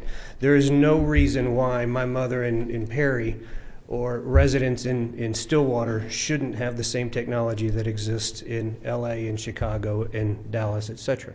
Essentially, we're a cable overbuilder, a cable TV overbuilder, but we do that with true fiber to the home, true symmetrical service. One of the things, I can start swinging through this, we currently have about 150,000 residents in the Dakotas, but again, we're expanding quickly. Our parent company has asked us to do that over a multi-million-dollar, multi-year opportunity. In Oklahoma alone, we're looking at about $250 million that we will spend, not only in northern Oklahoma. We're visiting with Guthrie, Lawton, the western corridor on I-40 with Weatherford, Elk City, and Clinton. We're excited about this. One of the things with respect to fiber and why we're doing this is we want to be a pillar within this community. Growing up here, I know that Mr. Norman knows my father, and if this ends up being a bad deal, I'll get a phone call from not only Mr. Norman, but also my folks as well. This is something that we're excited about simply because we're finally able to do things. I think the pandemic showed that remote employees, virtual learning takes precedence in markets now. One of the things that is really unique about this endeavor, and I'm just going to flip through these while I'm visiting with you, is that if you think about your home has got one set of plumbing. Your home has one set of electricity. And then back in the 80s, one person put coax into your home, and no one has ever put another coax into your home. And that coax has lasted 30 to 40 years. Well, probably 35, right? Since and so what we're excited about that, this is the next step in the technology for every community, every resident, and every commercial business in Stillwater. And being that this is a long-term 30 to 40 year endeavor, and our investment within Stillwater will likely be north of $20 million in infrastructure. We've already have agreements with the Tubner building down the street, a block from here. We'll have an office there with retail staff, with technicians.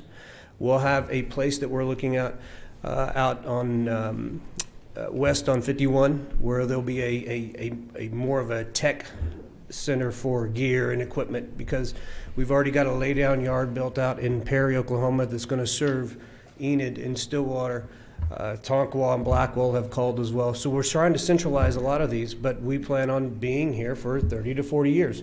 We basically want to compete against existing cable television, fiber internet providers. And with symmetrical speeds, our minimum offering in the residence is going to be published at 500 meg, true symmetrical service.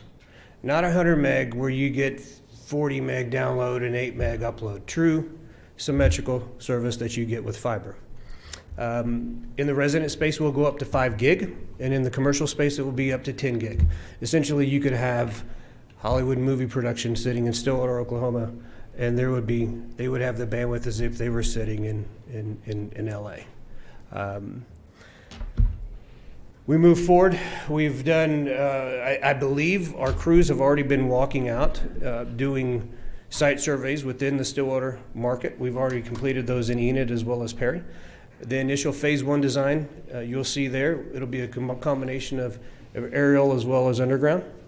And we look to be about 200 total fiber miles within the city, 16,000 homes, but that doesn't include any of the multi-dwelling units, so apartments, etc. And once we get that high-level design complete, we'll start the permitting process with Mr. Carnes, who I've known for a number of years as well. When we kick that off, we would like to begin as quickly as possible within the Stillwater municipality. When we submit plans for permitting, we'll identify the particular neighborhoods, quadrants that we'll be working in. There will be door mailers placed on the doors during the week of. Prior to that, there'll be postcards, there'll be letters, we're going to be doing work within the community. We've already provided today to the city the 800 number for residents to call, as well as just a timeline, a website, Meet Blue Peak, that gives a timeline for the rest of the community. And as that process moves forward, we continue to expand out after phase 1. We anticipate that we will be able to complete 50 to 90% of the city within a 2 or 3 year period. That is our goal. That's our objective. And the thing is it's quite funny. I mentioned the markets in the north that we are currently operating in. Ground freezes there here in about 4 weeks. So we've got 50 construction crews that will be working and moving down south. So we are excited about being part of the community. I currently live over in Bixby, but I said my folks still over in the Perry area, and we plan to be back over here within a couple of years as well when our last one graduates from Bixby, and we'll be enrolling over here next year. So, questions? Counselors? What's your price point? Everyone asks the price point. I can tell you that if we're too high, consumers won't buy, and it'll be a waste of $20 million. No, I think from a rule of thumb, here's the thing. Would the incumbent spend $20 million to build fiber in Stillwater? They already have a captive audience. What additional revenue would they gain from that? Correct? We believe with the technology and the service that we have in place today, you'll be able to get twice the amount of bandwidth for half the price. So that's the direction that I've been given from our marketing and product organization. I think that'll generate a significant amount of interest. I think interest from that perspective, Mayor, and as well as, there is a property tax component to this. When you move from an outhouse to indoor plumbing, property tax increases. There are a number of studies that the council can look at that outline what that would do for Payne County and school districts itself. And I'd urge you to do that and probably do some math and see how that works. And in addition to this, from a cable television franchise, there are fees there from there as well. And your service will just be internet? No, sir. Cable television. Cable television as well? Yes, sir. So we would be, you could choose Suddenlink or you could choose Blue Peak or DirecTV or anyone else. But sure. our service would be over fiber. It's not a Roku, it's not an over-the-top, it's not a YouTube. Those applications will utilize the fiber, but we've already got agreements with 4, 5, and 9 in the city, as well as ESPN package, HBO. You know, you pick it. It is simply a matter of we are a cable television overbuilder, and we're doing it with fiber. I was just noticing in your presentation the layout of aerial and underground fiber. Yes, ma'am. Can you explain, I guess it seems as though most fiber that I encounter on projects and things are underground. I wasn't even thinking that there would be aerial installation as well. Can you explain maybe how you decide that or determine? Sure. So we work with, in Enid, for example, OG&E is the power company. We've worked with Mr. Carnes to outline the electric grid here in Stillwater. And going aerial is quicker. And where there is comm space within the aerial infrastructure, we will pursue that path. And in addition, if there are particular developments, business homes being developed, development areas that are going in, that's already being created for the underground infrastructure, we'll tackle those as well. So we'll be working hand in hand and utilizing aerial where it's available, and then underground where it's not. Okay? And one more thing, I've already told all of our crews that there will be no yellow trenchers, Vermeer trenchers. They'll all be orange trenchers within the city of Stillwater because of my ties back over north.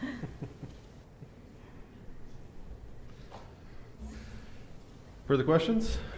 We appreciate Thank you for your being here. time. Yeah. Yes, ma'am. Yes. Appreciate your investment in Stillwater.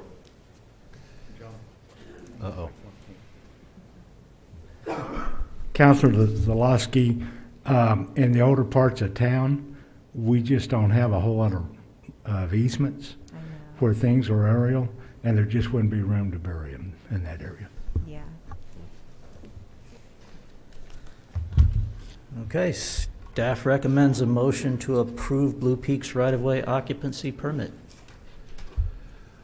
Councilors, further questions for John?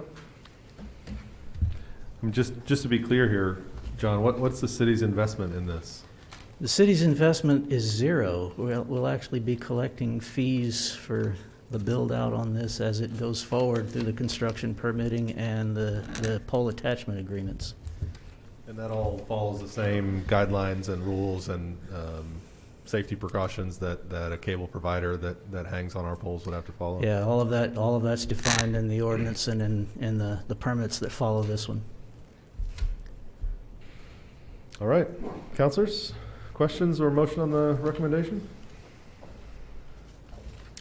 Motion to approve Blue Peak's right-of-way occupancy permit. Second. We have a motion and a second to approve the permit. Please vote. With a vote of 5-0, that item is approved. Excited to have you here. So is Mr. Trotter. Competition in this space, I have to say, is exciting. It really is. Yeah. Item 9E, approved transfer of lots 7, 8, and 9 in Block 5 of Duncan's Addition to the Stillwater Housing Development Corporation and authorize the mayor to sign transfer documents. Mr. McClenny.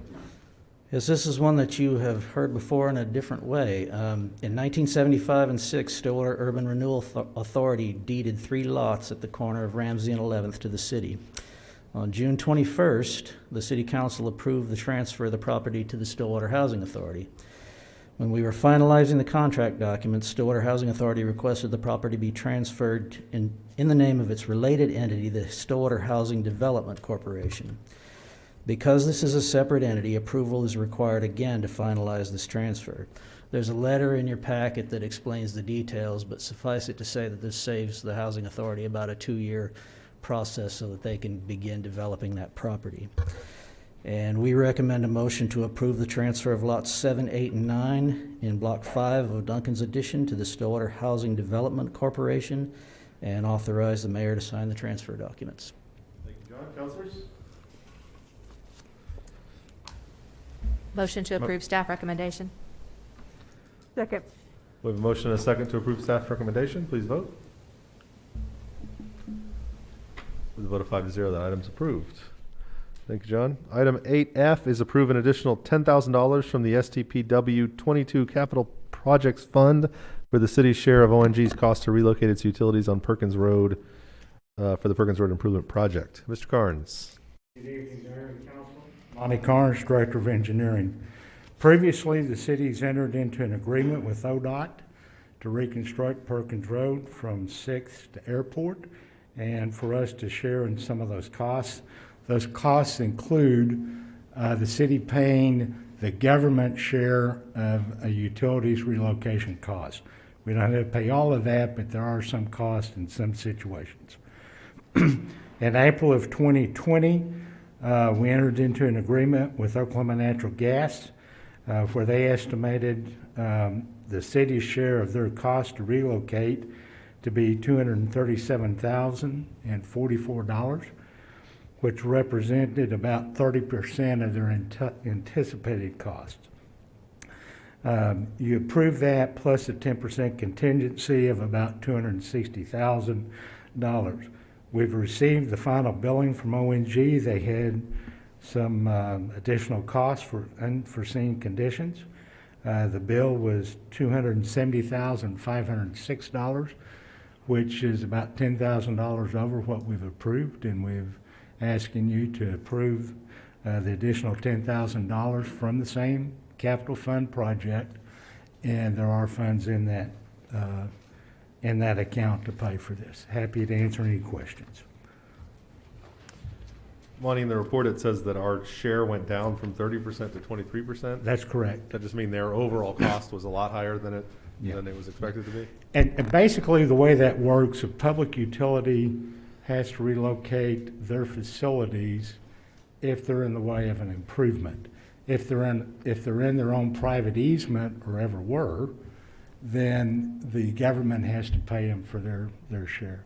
So at McElroy and at Lakeview, prior to Perkins Road being a state highway, there was 66 feet of right-of-way. So they're only responsible for that original 66 feet of relocation. Anything outside of that's borne by the government. All right. Councilors, questions, comments, or a motion on the recommendation?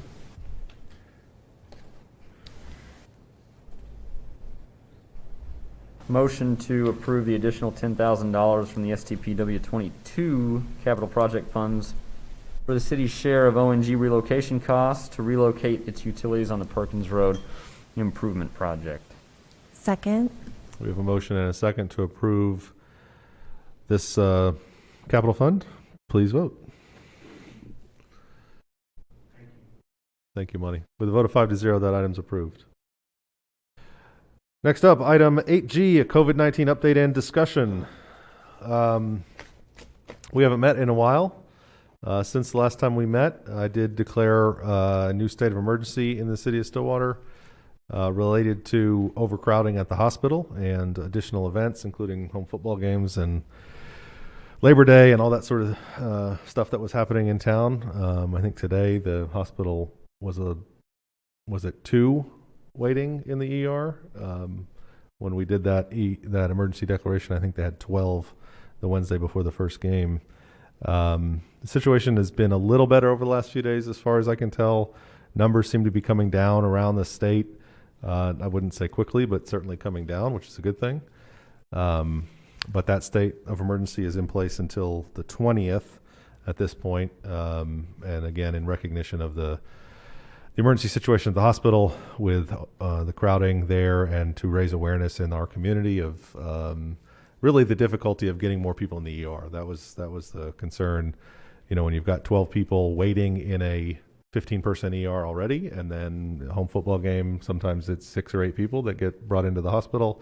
That was the concern, that we would run out of room and not have a place to put them. So that is in place, currently in place. Our vaccine incentive program continues to be in place. We continue to encourage everyone out there to get vaccinated to help improve the situation at the hospital.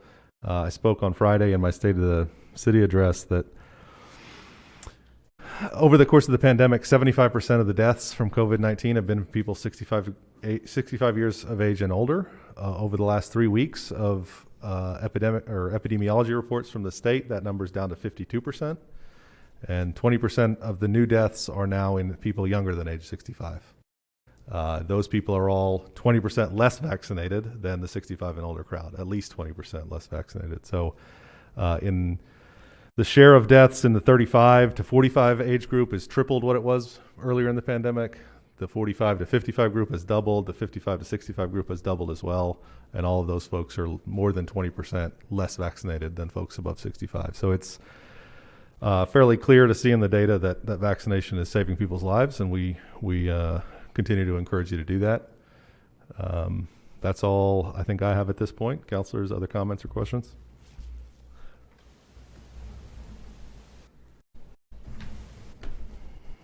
Thank you for declaring that. I think that it's, I'm just going to say thank you. Do we have any updates on the participation rates in the vaccination program? Anyone? I don't have any. The staff, do you have numbers on how many people have registered so far? Or? Well, who have entered the Yes. Yes. Yes. Yeah, so we've had at least 500 at Chamber and 500 at Visit Stillwater. So both, and that's just for the in-city proper area. That does not include Stillwater address. So there's even more, but both have already gotten new slips. And I'll just say real quick that Justin has done a phenomenal job with his team, and Christy with Visit Stillwater. They just went above and beyond for all of us to really orchestrate this contest. Right. Thank you. If you couldn't hear on the mic, that was more than 1,000 folks entered so far in the contest, and we appreciate Visit Stillwater and the Chamber for their assistance in putting that on. So I'll give a quick update on the medical front for COVID-19. So to kind of echo some of the mayor's comments, so at least locally, our numbers at the hospital in the last couple of days have been reassuring. So we're kind of cautiously optimistic right now that trend will continue. It's been a short trend, so it's been a couple of days, but our numbers at SMC certainly are trended in the right direction right now. At last count today, I think we had 19 COVID-19 patients. 7 of those were in the ICU, over 80% not vaccinated. And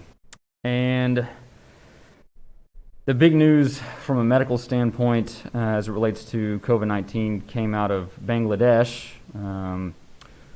about a week and a half ago. A big randomized control trial regarding masking. I won't beleaguer you with the specifics of that. I'm more than happy to discuss it in detail with anybody that's interested, but long story short, masks seem to work. Kind of something we knew for a long time, but that data has now been verified and validated through a pretty well done randomized control trial through a cluster randomized design. And that question seems to have been answered fairly definitively, at least for now. Which then again, of course, raises the question of, are we doing the right thing? I think that we wouldn't be doing our jobs if we weren't constantly asking ourselves that question. Are we doing the right thing as far as our citizens are concerned? Are we doing the right thing as far as our medical professionals are concerned? And that's a question that I've been wrestling with pretty diligently since I read this data, which in the interest of full disclosure is in the preprint process. It is undergoing peer review as we speak. And anybody that's interested wants to read the data on their own, you can just simply Google Bangladesh mask study, and that'll bring up what you're looking for. I have a copy of it as well. You're more than welcome to email me, and I'll send it to you. But that's taken up a lot of time in the last week, just trying to pore over those numbers and making sure that study was actually done appropriately and well, and to make sure that the data we were reading was good data, because even though it was a large studies don't necessarily mean that it was done well, or that the data you're reading is worth reading at all. But that certainly those fears were put to rest, at least as far as I'm concerned, in going through those data. So again, I mean, overwhelmingly, the recommendation from me on the medical side of things would be to discuss vaccination with your physician. For an overwhelming majority of our population, vaccination is going to be the right answer, and certainly is going to not only protect yourself, but protect those citizens that you're in close proximity to. The problem with that is that vaccination, if we were to get our entire population vaccinated today, we still have about 4 weeks until we have full protection with that. So again, are we doing everything we can do right now in terms of COVID-19 mitigation? Because the immediate response to that would be masks. And now we have overwhelming data that masks are an effective means of COVID-19 mitigation. So I think this is a question that we'll continue to ask ourselves in the days and weeks to come, and hope to act in the interest of the public interest in all of this. So again, we've got a meeting, I think, for the next every week for the next 3 or 4 weeks. So something that I will be deciding and crunching numbers on and wrestling with my conscience on for the days to come. So, but that's kind of the update from a medical standpoint. Again, in terms of COVID-19 treatments, we have monoclonal antibodies and something called RegenCov, a medication that can be used in early treatment of COVID-19 of people showing symptoms that may progress to severe disease. That is currently being offered at Stillwater Medical Center. Ivermectin, I still get those questions a lot, and the answer unfortunately hasn't changed in the last couple of weeks. When it comes to ivermectin, the best answer, if anybody's being honest with you, is quite frankly, we just don't know right now. It doesn't seem to be an effective treatment for COVID-19. There is certainly some in vitro data to show that ivermectin does stop the spread of SARS-CoV-2 in a petri dish, and that's what we mean when we say in vitro studies as opposed to in vivo studies. Unfortunately, those studies were done at doses of ivermectin that far exceed what is considered safe for human consumption. And so does ivermectin work in humans for COVID-19 statics? I don't know, and neither does anybody else, quite frankly.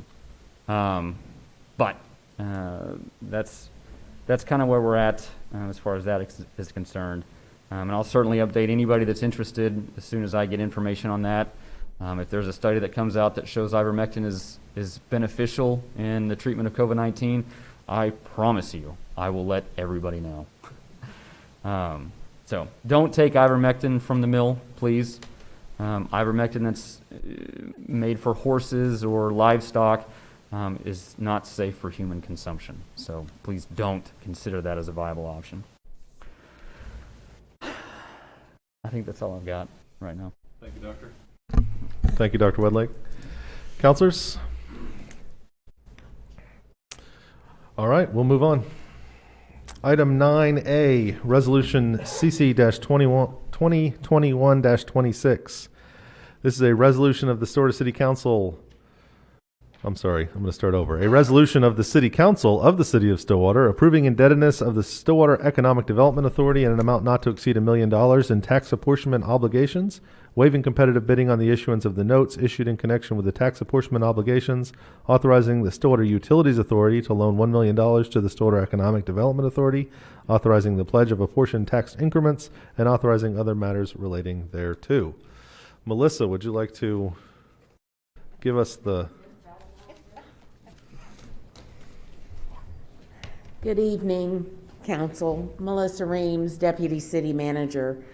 Before you this evening, there's a resolution here for City Council. You'll also see a companion piece on the SEDA agenda and on the SUA agenda. This set of resolutions is shoring up our commitment to funding upfront projects, development projects here within our TIF number 3. And I kind of look at it as a line of credit, if you will. To date, we have had to borrow for, or will have to borrow for 2 projects, the Everyman project at $350,000, and the project that you're going to hear in just a few minutes, the Stone Cloud project, and that will be at $275,000.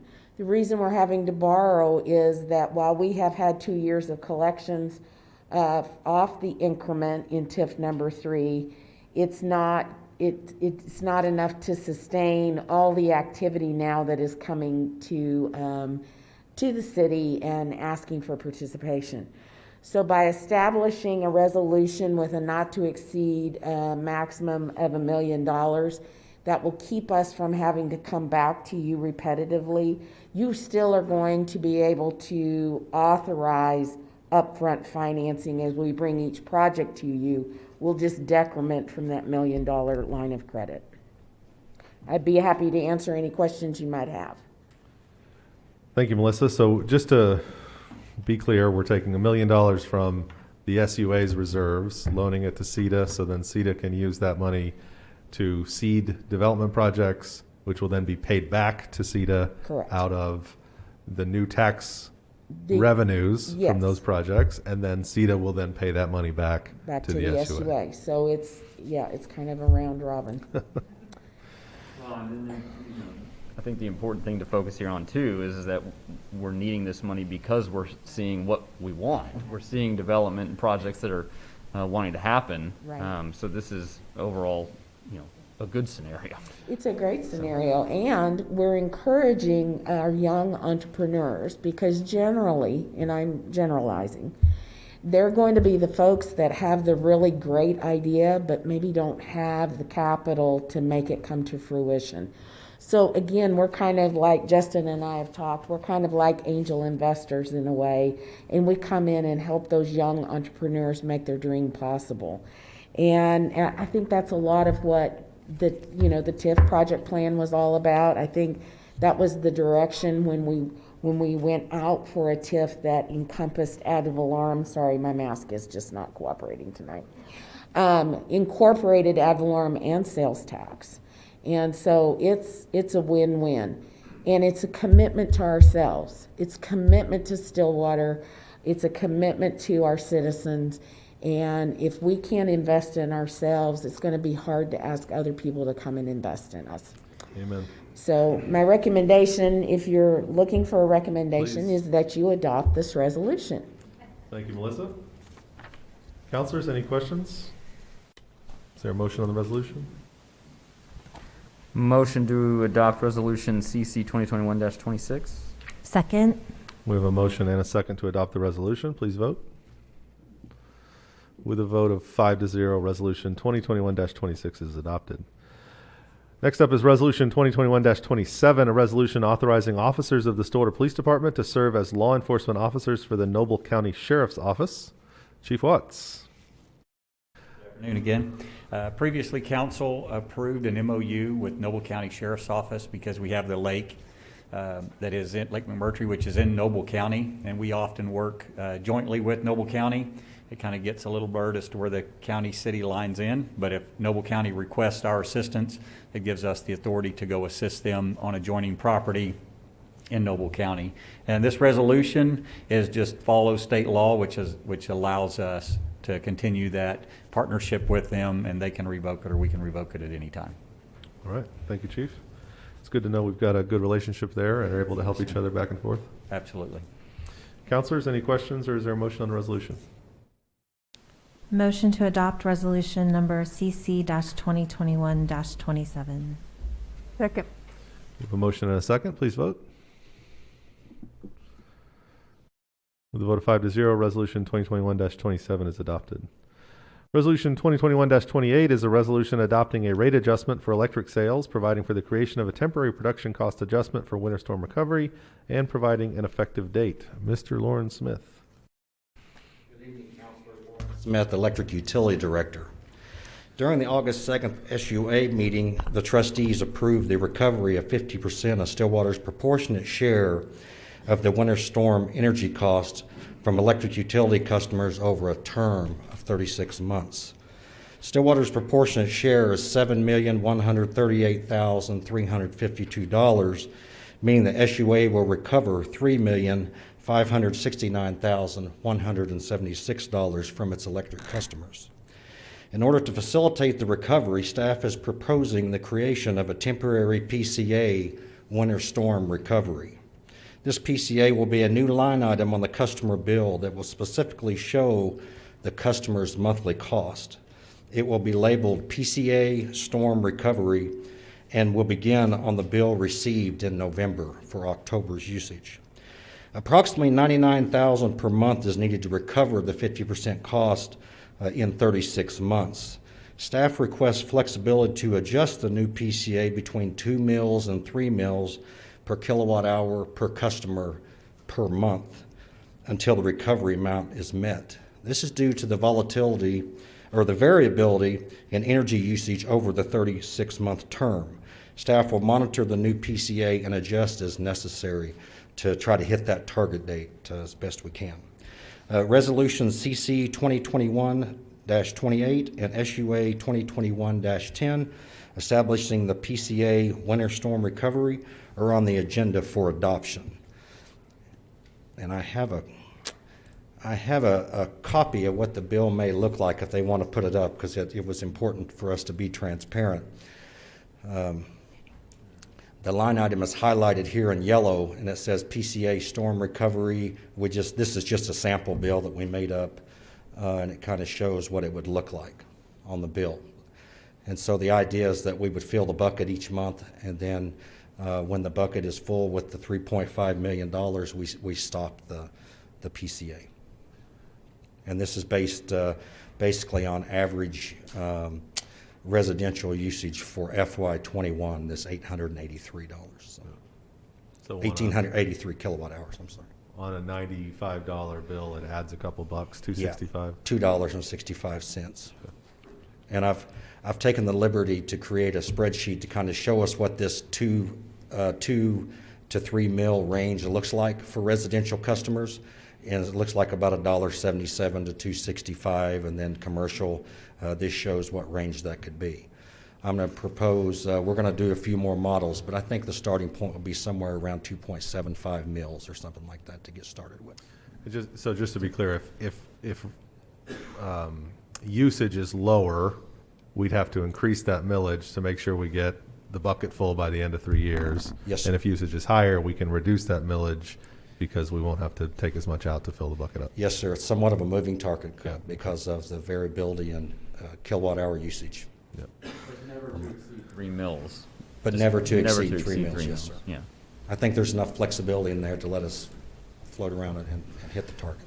Just to remind folks, this is only recovering 3.5 million because the other half of the charge that we have to pay GRDA is coming out of basically general fund revenue that wasn't spent from the SUA transfer.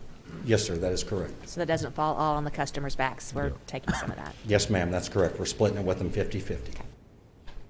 Yeah, so I talked about this on Friday too, but OG&E and PSO have gone to the Corporation Commission and asked for 100% recovery from their customers. Yes, sir, absolutely, and over a 10-year term for more than what we're talking about. Man, So, they're yeah. going to be paying for it for a long time. So And up to more 120 per months. month probably for Yes. that time. So it's good to have a municipal power. Yes. Very fortunate here in Stillwater to have public power. Absolutely. All right, additional questions, counselors, for the resolution? I assume your recommendation is that we adopt it? Yes, sir. Thank you, Lauren. Counselors? Motion to adopt resolution number CC 2021-28. Second. We have a motion and a second. Please vote.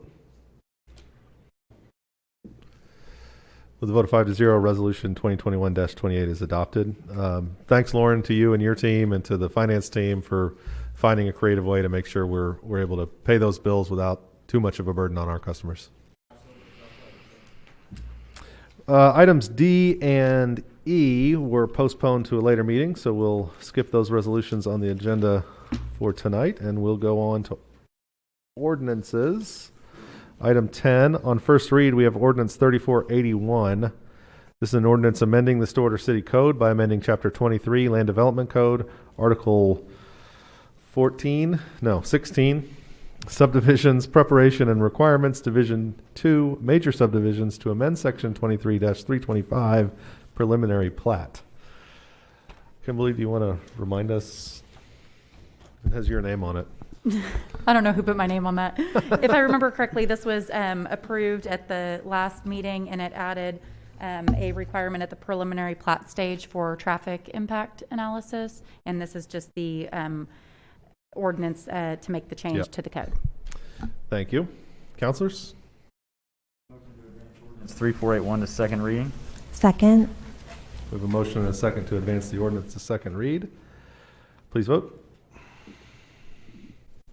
With a vote of 5-0, the ordinance is advanced to second reading. Reports from officers and boards. Mr. McNichol. Yes, sir. Oklahoma State University selected Fire Chief Terry Essery to be an Orange Power VIP at Saturday's OSU football game. Chief Leon Jones of OSU PD represented local law enforcement. The game took place on the 20th anniversary of 9/11 and paid tribute to our country's first responders. Chief Essery joined the Stillwater Fire Department as a firefighter in 1997 and worked his way through the ranks before being selected chief in January of 2021.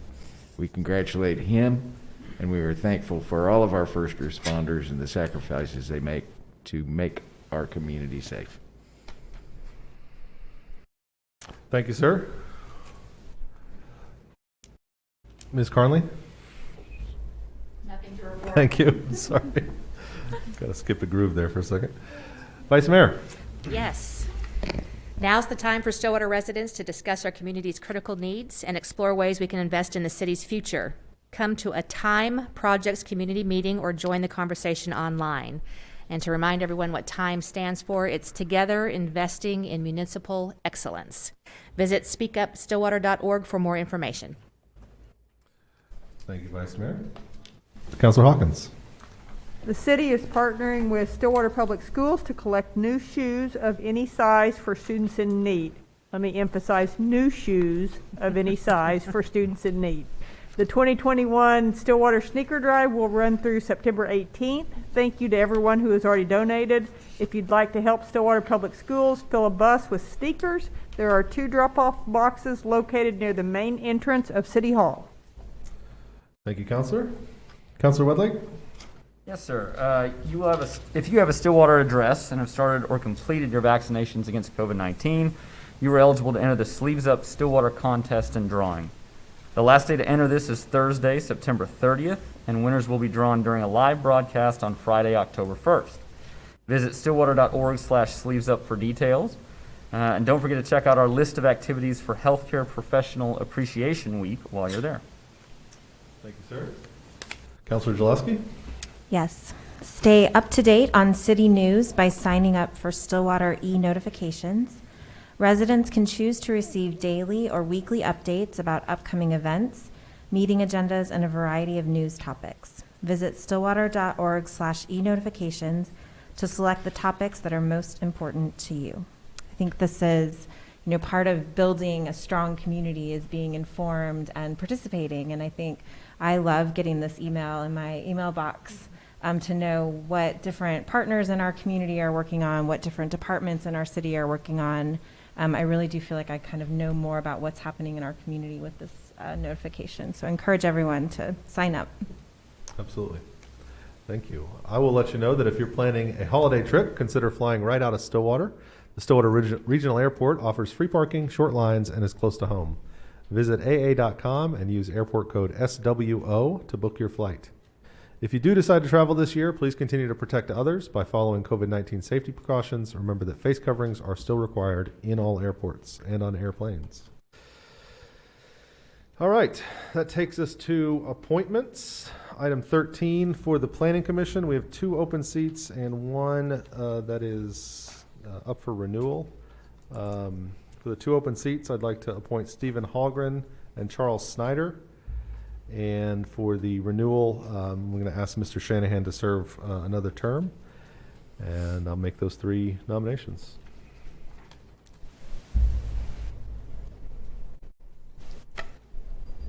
Second? Yeah. Hopefully, I mean, you don't have to second it.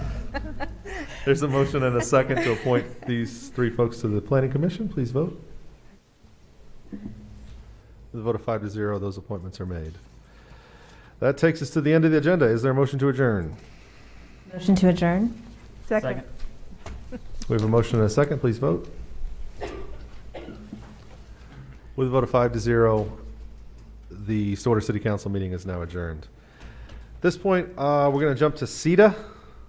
It's shorter and hopefully a little quicker. We have lots of folks here for both meetings, but we'll go and do SEDA next. So at this time, I will call to order the September 13th, 2021 meeting of the Stillwater Economic Development Authority. We have minutes on the consent docket. Is there a motion? Motion to approve the consent docket? Second. Motion and a second. Please vote.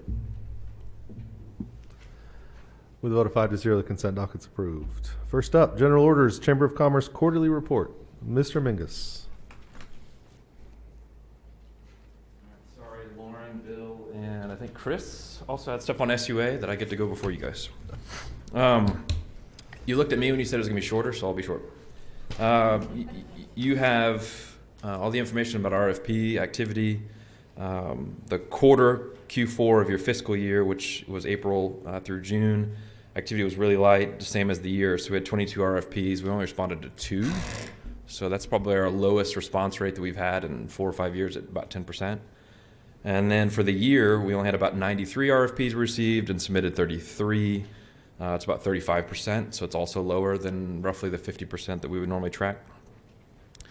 But the good thing is, and we included in one of your sheets there kind of a key property list that we've been tracking over the last year of retail, restaurant, and kind of industrial office space. We're starting to see some of those fill up, sold and leased. We're going to mark another one because Blue Peak seems to be leasing one of the spots at Russ's building there on the corner. And then we know that there's contracts on 2 others that aren't listed on your property there. So although RFP activity has been light, we are seeing local companies, local entrepreneurs expand and take on some of the properties that have been vacant for some time. ASCO had a big announcement on, I guess, Monday of last week. Montana Aerospace, Swiss company, is going to acquire them on our to-do list for tomorrow. We've put it off for about a week to see if the dust will settle. We're going to start calling our friends in Switzerland to see who we need to talk to. Hopefully to get in front of any site selector or anything that they might engage for the property here. Spirit Aerosystems, when they were going through that process, engaged a site selector, and so hopefully we can get in front of that. They still might, but maybe we can learn some information before that. During the last quarter, we supported some of the Crazy Days programming, so the wine and art walk downtown, the block party with DSA. We were super excited. I saw some of you at that event. Crowds were awesome, and so we were excited to put some life back into Crazy Days, and we're excited to expand on that for next year. And then finally, you'll notice that my cheering section is a little bit lighter and different compared to last time. So Trenton Inselman, who had served as our project manager, mostly in charge of recruitment and property, has moved on. As of September 2nd, that was his last day. He's on a path to become the head brewer at Iron Monk, and so we're super excited for him. What that means is Joshua and I are doing a little bit extra over the near term, but RFP activity is light, so I think we can handle it. We haven't posted the position yet. I'm kind of in a wait and see. The idea of posting a position and trying to hire someone in the market that we're in right now with the workforce just doesn't sound fun, for one. And 2, we've got a couple other kind of small projects, some maybe unique grant opportunities and some software that we've been eyeballing that I might try to repurpose some of that dollars, but I'll check with you guys and chat with you and Norman and Will just to make sure that that's kosher with the contract and everything. But so for now, we're picking up the heavy load, and we'll see what we can do. So that's it. That's quick. Thank you, Justin. Yep. Trustees, any questions? I just want to thank you for including this information about current buildings that are for sale or for lease. It's just nice to see, and then also hear some progress that some of them are going to be filled.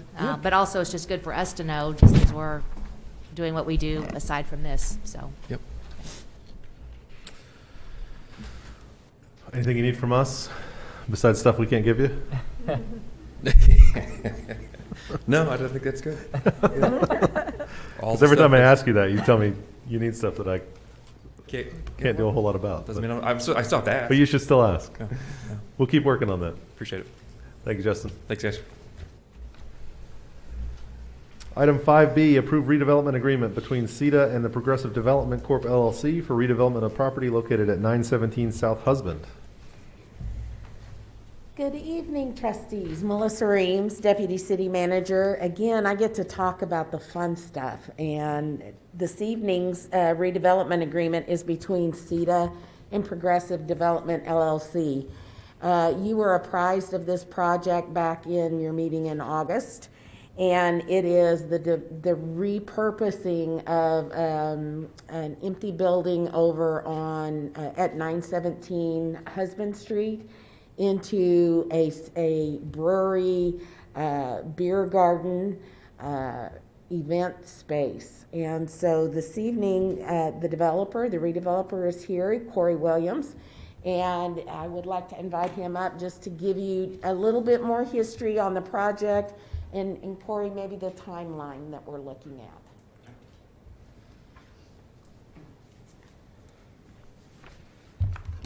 Thank you, trustees. Glad to be here this evening. I'll make it very brief. Corey Williams, I'm the owner or principal of Progressive Development. We have several buildings in the downtown area now that hopefully will start looking a lot better in short order.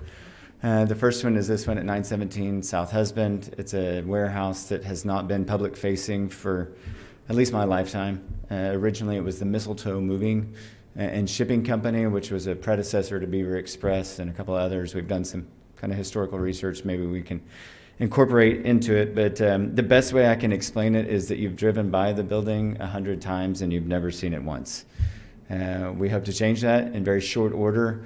Permit applications were turned in on Friday. I think civil and structural were turned in this afternoon, and we anticipate starting to swing hammers, at least in the demo portion, by the end of the week, and project completion March 1. The tenant is Stone Cloud Brewing Company. Joel Irby is a Stillwater native. Dad is an entrepreneur. He's an entrepreneur. Stone Cloud's an established brand out of Oklahoma City. They've been celebrating 5 years, I think. I worked actually with Joel whenever we were doing the tap room legislation back in the day. So life has kind of come full circle, but we're excited to have them. There's been an executed lease. We've gone through, I swear, 17 iterations of design and engineering and everything like that. But 3,000 square foot indoor. It will have a brew facility in it because it is a brewery. But it is primarily going to function as a tap house and a beer garden. It will have a giant outside space, 6,000 square foot. I think that my 1961 Airstream Overlander has finally found a home. I think I've promised it in a couple of different projects, and Joel finally accepted, so here we are. But I don't know if it's appropriate. I can at least pass these around, and you can at least see what the front of it looks like. The other 20 pages is really boring architectural and engineering stuff. But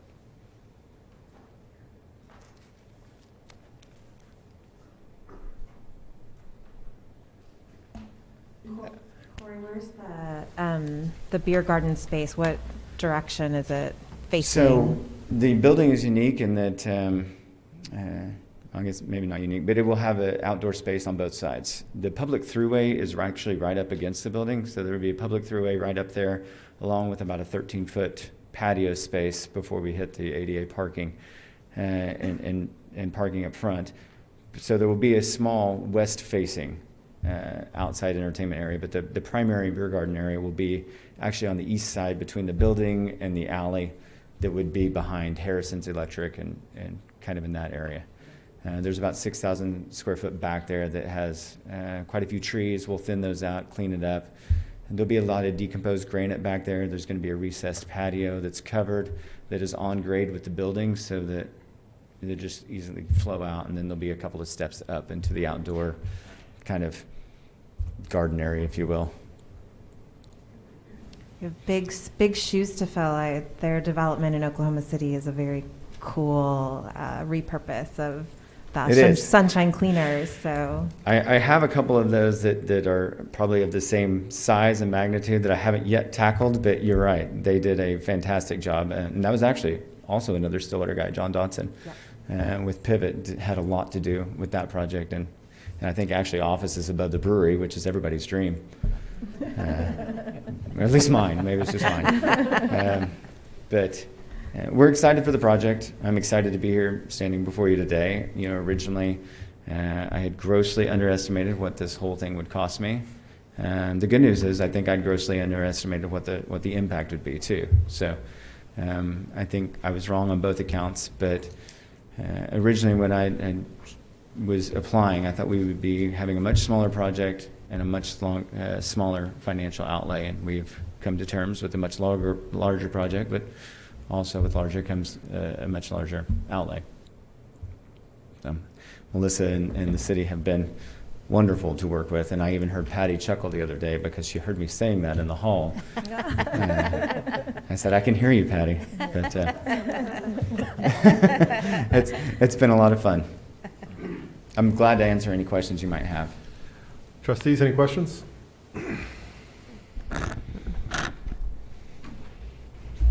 Thanks for being here, Corey. This is it's exciting. I think I've said this before in a meeting, but economic development metrics show that communities, the more tap rooms and breweries in your community, the better the economic health of your community. So this is a good. I mean, it's true. I'm not even kidding.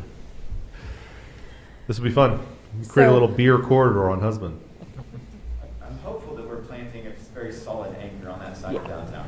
Well, I mean, from the standpoint of rehabilitating completely dilapidated and properties that are not being used for anything at all, I mean, this building is one that you drive by and you go, oh yeah, that's been there and looked exactly like that since I was 4 years old. So it's great to see you find one of those sorts of buildings and be able to turn it into something that will be an economic driver for downtown Stillwater. So we have reached a redevelopment agreement with Mr. Williams, and the nuts and the bolts of that agreement are the city will advance $275,000 in project redevelopment costs to help offset his costs. That will be a 15-year note paid back to SUA at an interest rate of 1.75%. Also, part of the redevelopment agreement is going to be our contribution to the public infrastructure. Our right-of-way starts at the middle of Husband, and it really runs and abuts up against the front face of that building.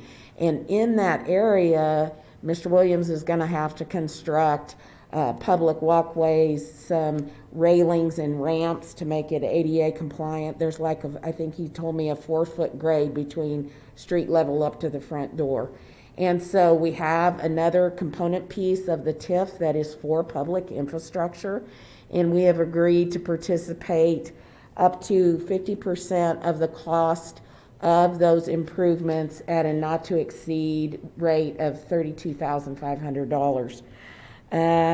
One other unique thing to this redevelopment agreement is that we will allow up to $10,000 of sales tax to be applied against principal to reduce down that payment. So we've created the amortization schedule over 15 years, but our hope is, based on the pro forma financial information that we've seen, that is going to be paid back much quicker. And so that's kind of the gist of what's here in the redevelopment agreement. I'd be happy to answer any questions that you might have. Melissa, the copy that's in the folder, section 202 on the ADA ramp share is blank. It's not filled in. I know you just said those numbers, so I just want to make sure that we get those numbers written in. Okay. Which section? Maybe? 202, page 3. Page 3. Okay, the copy that I have, it's filled in, but I will make sure the copy that you got the more recent sign. one. I think there is an updated copy. Oh, is there? Okay.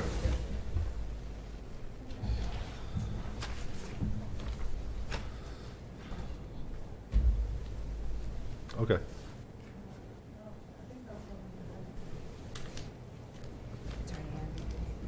We'll double check before we sign it. Yes, we We will. know what the number is, right? It's 50% and the not to exceed is 32.5. Yeah. Okay. go ahead and write that in your own copy there, council trustees. My apologies.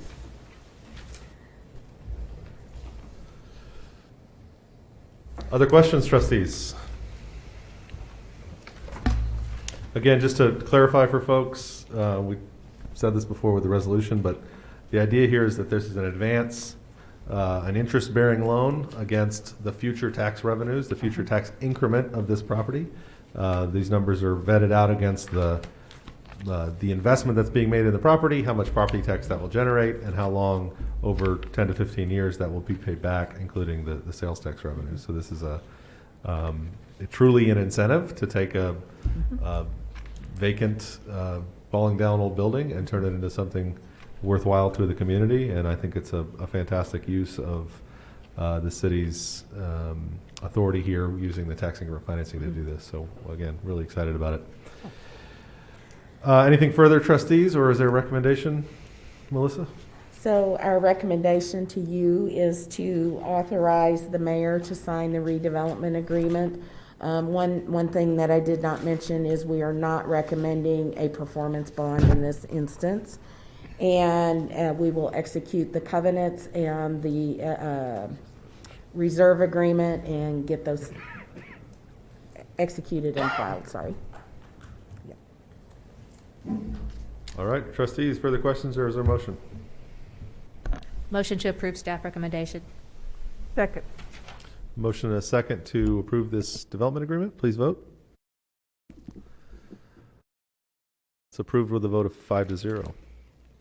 Item 5C is approve a budget amendment to carry forward fiscal year 21-22 $350,000 apportioned in the fiscal year 20 budget for the Everyman Just the Letter J Capital Redevelopment Agreement. So the budget amendment before you is really a correction to our carry forwards that we brought forward in July. You had heard and approved the Everyman agreement back in October of 2020. And at that point, we actually transferred money from SUA into SEDA because, again, this was an agreement that was going to be funded upfront and paid back with the revenue stream generated by the project. We neglected to include the budget apportionment in our carry forwards, and so we're coming back to you this evening to ask you to budget for the development agreement at $350,000. And so it's in essence, we're using the fund balance that's sitting in that fund to create the expenditure budget. So it was budgeted last year, didn't get used in last year's budget. Right, didn't so get carried forward. We've got to move it forward Yes. to the next budget so we can. Yes. Trustees, any questions? Is there a motion?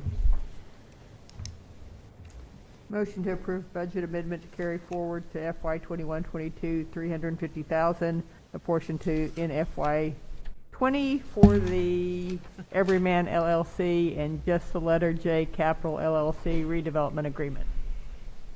Second. We have a motion and a second for this budget amendment. Please vote. The vote of 5-0, that's approved. Item 5D is approve a budget amendment transferring $650,000 from the Stillwater Utilities Authority for issuance of economic development tax apportionment obligations. So these next two budget amendments relate to the resolution, and you've got the companion resolution here under 6A. Again, we're wanting to create a line of credit in an amount not to exceed $1 million in the SUA. We've already transferred $350,000 of that, so the remainder would be $650,000 that we need to move from the SUA over to SEDA at the time that those agreements are approved by the trustees. So the budget amendment in item D sets up the increment. Well, you've got to set up the transfer in at $650,000, and then we're going to go in and set up the expenditure amount in development agreements account 53046. So they're kind of companion pieces to each other. So there's the approving the transfer of the money in, In. and then there's approving the The budgeting of that apportionment money to into the the apportionment. expenditure account, correct. Trustees, questions? Is there a motion on the first budget amendment, item D? Motion to approve staff recommendations on item D. Second. We have a motion and a second on this budget amendment. Please vote. With a vote of 5-0, that's approved. And is there a motion on the budget amendment in item E? Motion to approve staff recommendations for item E. Second. We have a motion and a second. Please vote. That budget amendment's approved with a vote of 5-0. Item 6A is Resolution SEDA-21. I cannot get this year right. SEDA-2021-3, a resolution authorizing the borrowing of funds from the Stillwater Utilities Authority in an aggregate amount not to exceed $1 million, authorizing the issuance of tax apportionment obligations, waiving competitive bidding on the issuance of the notes issued in connection with the tax apportionment obligations, authorizing assistance in development financing, approving and authorizing the chairman or vice chairman of the Stillwater Economic Development Authority to approve, finalize, execute, modify, and/or deliver the necessary or appropriate transactional documents, all authorizations hereunder being in accordance with the authorizations of the City Council. And again, this is the companion piece from the resolution that we discussed during City Council meeting. Trustees, questions, comments, or motion? Motion to adopt resolution SEDA 2021-3. Second. A motion and a second to adopt the resolution. Please vote. With a vote of 5-0, resolution SEDA-2021-3 is adopted. Are there any reports from officers or the board? Is there a motion to adjourn SEDA? Motion to adjourn. Second. A motion and a second to adjourn the SEDA meeting. Please vote. With a vote of 5-0, Stillwater Economic Development Authority is now adjourned. All right, time for the Utilities Authority. Does anybody need a break? We good? Let's go. At this point, will call to order the September 13th, 21 meeting of the Stillwater Utilities Authority. On consent, we have regular meeting minutes and the Rural Water Advisory Board annual report. Is there a question or a motion on consent? Motion. Go ahead. Oh, go ahead. Motion to accept consent docket. I will second that motion. Motion and a second, please vote. With a vote of 5-0, consent docket's approved. Mr. Sitton, we appreciate you being here just in case. Item 5A, approve a bid award to Sierra Container Group for the purchase of new residential polycarts and authorize expenditures up to $120,000. Mr. Chris Knight. Good evening, Council. Chris Knight, Waste Management Director. On July 24th and the 31st, Waste Management Department advertised a bid in the Stillwater News Press and on the Stillwater webpage for the purchase of residential polycarts. The bids were received until August 18th at 3 o'clock, in which they were publicly opened and read aloud. We received 2 bids and 1 no bid. The bid submitted by Sierra Container Group met all the technical specifications and was the most responsible bidder. Is there any questions? Trustees?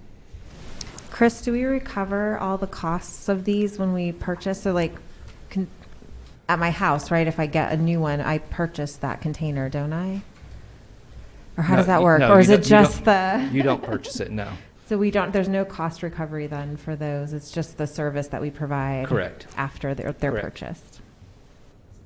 Cost is calculated into the rates at Yeah, some level. yes, the correct? cost for the carts are calculated into the rates. There's no, Not a set line item. Correct.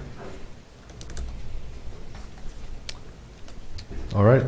Trustees, is there a motion on this budget or on the bid award?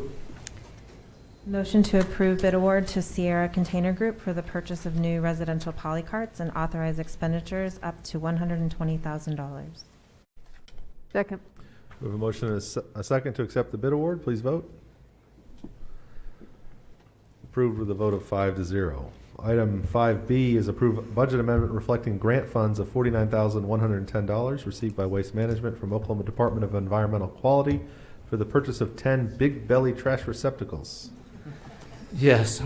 May 27th, we actually submitted 2 grant applications to ODEQ, and we received word on August 11th, that we received one of the grants. It was for $49,110 for the purchase of the Big Bellies. It is a reimbursement grant, so that's why there's a couple of budget amendments. One for the increased revenue and appropriation of the budget funds. Is there any questions? So these are actually really cool trash cans. Can you tell us a little? We were looking at them for Strickland. Yeah, we currently have 4 in the downtown area right now, and with the 10 we're going to purchase, we'll be able to remove all of the current trash receptacles that you see down there. They're not, as nice looking. The Big Bellies, they're solar powered. They compact by the solar on their own. They also notify us how full they're getting by notification by email, so we can schedule to go down there when they're actually full instead of having a crew go down there weekly to dump the other cans. And plus they're enclosed and they keep all the smell out. They're just a lot nicer. So we'll be able to do the whole downtown area and remove those other ones. Right. That's good. Trustees, is there a motion on the budget amendment?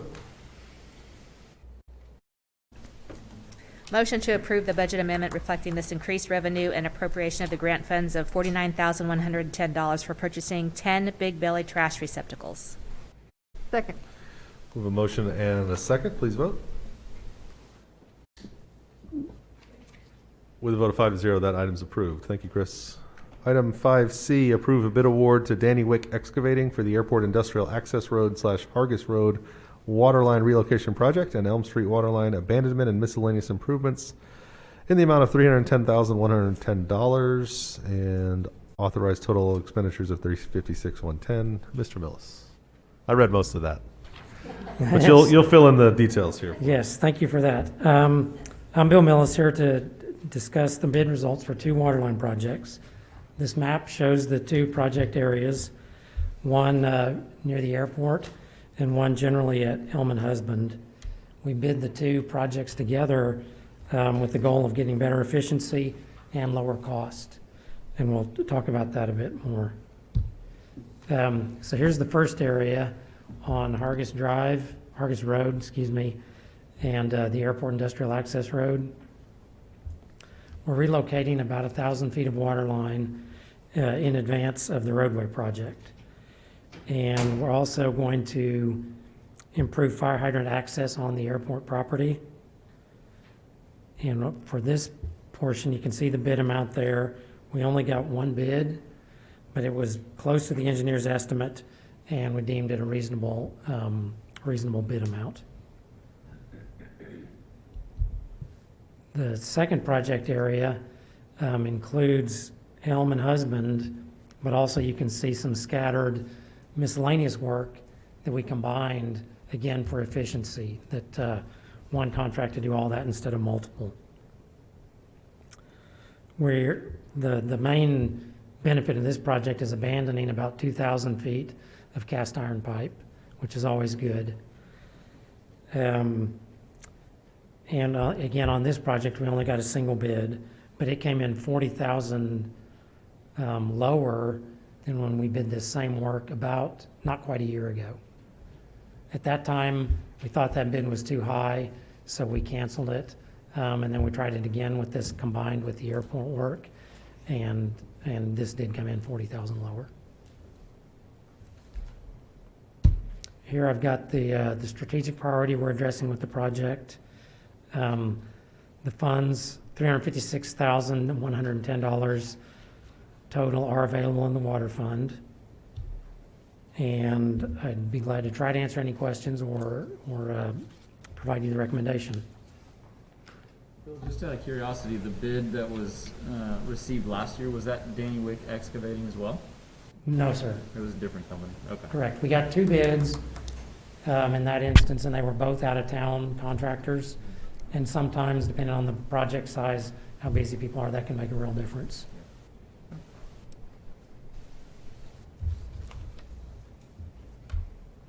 All right, trustees, further questions, or is there a motion? Motion to approve the bid award, I'll save you, to Danny Wick Excavating for Airport Industrial Access Road / Hargis Road Waterline Relocation Project and Elm Street Waterline Abandonment and miscellaneous improvements in the amount of $310,110, and authorize the general manager to execute the associated project documents. Authorize the total project expenditures of $356,110 and approve the related budget amendment. Second. We have a motion and a second to approve this item. Please vote. It's approved with a vote of 5-0. Thank you, Bill. Item 5D is approve a bid award to Gady's Sales Company for the purchase of traffic signals. Mr. Smith. Good evening, trustees. Lawrence Smith, Electric Utility Director. On November 21st, 2016, the trustees approved the traffic signal uninterruptible power supply project, which includes the installation of UPSs on 67 traffic signals. Since 2018, staff has installed 28 traffic signal UPSs, leaving 39 systems to install. Bid solicitations for the remaining equipment were prepared and advertised in accordance with the city's purchasing manual. 3 bids were received and opened on August 11th and are tabulated in the report. Gady's Sales Company, Inc. met all the bid specifications, making them the lowest responsible bidder. Funding for the contract is available in the Electric Rate Stabilization Fund. I have a motion here, but I'd be happy to pause and answer any questions. What's your motion, Lauren? Motion to award the bid for the traffic signal UPS monitoring systems to Gady's Sales Company, Inc. in the amount of $96,820 and authorize expenditures from the RSF up to $106,500 and authorize the general manager to sign the related contract documents. Thank you, Lauren. Trustees, any questions? Are these, just out of curiosity, the prices for these last 39 in line with the prices that we've paid for the other 67 that we've done? I will defer to the expert in the back of the room, Mr. Mark White. Mark White, Public Works Director. That cost is actually for 20. Oh, okay. Yeah, so they're a little less than 5,000 per unit. And Gady's is currently the one we have in the other 28 traffic Okay, boxes. so it's the same. So we're buying 20 more now, and then we've got Yep. 20 more to buy at some point in the future. Cool. Is there, I mean, I assume we would just buy them 20 at a time because we don't want to buy all 68 at I'm once? spending Lauren's money, and that's all he has. No, it's probably better to purchase these and get them installed rather than purchase all the equipment. And there's a life on the batteries and everything, so it's better to probably get them installed in segments so you're getting off-the-shelf product. Right. The batteries last 5 to 7 years. Okay, so it does make sense. And $5,000, well, the batteries aren't 5,000, but it's the cost of the batteries pretty expensive. Thank you. Appreciate that, gentlemen. Trustees, is there a motion on this recommendation? Motion to accept staff recommendation. Second. We have a motion and a second to accept the staff recommendation. Please vote. It's approved with a vote of 5-0. Next up is 5E, approve a GRDA memorandum of Winter Storm Uri. This is a named winter storm. Yes. I forgot that it had a name. Uri is kind of a perfect winter storm name, isn't it? I guess. Anyway. Moving on, approve a GRDA memorandum of winter storm cost recovery method and authorize the general manager to sign up memo. Mr. Smith. Good evening again. In order to provide energy to its customers during the February winter storm, GRDA had to purchase available electricity at largely inflated prices. Stillwater's proportionate share of that energy is $7,138,352. GRDA has provided a memorandum of Winter Storm Uri cost recovery method, which includes 3 options and will memorialize how the SUA plans to pay back its proportionate share. Of the 3 options provided in the memorandum, the trustees selected PCA X12 option, which allows the SUA to pay its cost over a period of not more than 12 monthly payments. This option allows the SUA to pay 12 monthly payments or 1 lump sum payment at the end of 12 months with no carrying cost. I have a motion here, but I would answer any questions that you may have. Trustees? I think we asked back then about what the carrying costs were going to be if you went with because there's like a 120-month option, right? But they still haven't figured that out. Still don't know, and it's kind of the same story as we talked about last time. They won't know until they figure out how many customers are interested in that, and then I'm not so sure that the state has released those yet as well. It won't be free. It won't be free like the option that we're choosing. And one thing I thought that was interesting after I dug a little deeper into it is that they're okay with they're going to send us an invoice with due in 12 months, and you can wait, make interest on that money, because we talked about doing it in several payments to make interest on the funds, and we should still be able to do that up until, So we have 12 months to pay the bill. We don't necessarily have to pay it every month for 12 months. Correct. Oh, okay. Cool. And so, I'm sure Melissa can make a lot of money off that in that 12-month period. Trustees, further questions? What's your recommendation for us? motion to approve the GRDA Memorandum of Winter Storm Uri Cost Recovery Method and authorize the general manager to sign the memo documenting the repayment of energy costs incurred during the winter weather event. Trustees? Motion to approve staff's recommendation. Second. We have a motion and a second to approve the recommendation. Please vote. Vote of 5-0, that's approved. Item 5F, approve budget amendment appropriating expenditures for the repayment of energy costs incurred during the winter storm event. So We're we're going to talking all about the know same this thing. number very well by the end of this meeting. Yeah, we are. And I'm going to say this several more times. I thought I was reading the same thing again. That's why I paused for a second there. It's very similar. It's all tied together. As discussed previously, Stillwater's proportionate share of the energy used in February during the winter storm event is $7,138,352. To memorialize the approved expenditure of $7,138,352, staff is requesting approval of budget amendments to allocate the funds for payments to GRDA for winter storm energy costs and to increase the electric revenue projections to include amounts billed to electric utility customers during the 36-month recovery period. I have a motion here, but I'd be happy to pause and answer any questions. Go ahead. Motion to approve the budget amendment appropriating expenditures from the Electric Rate Stabilization Fund and SUA funds for payment to GRDA, and the budget amendment adjusting revenue projections for amounts billed to electric customers during FY22. Trustees? Motion to accept staff recommendations. Second. We have a motion and a second. Please vote.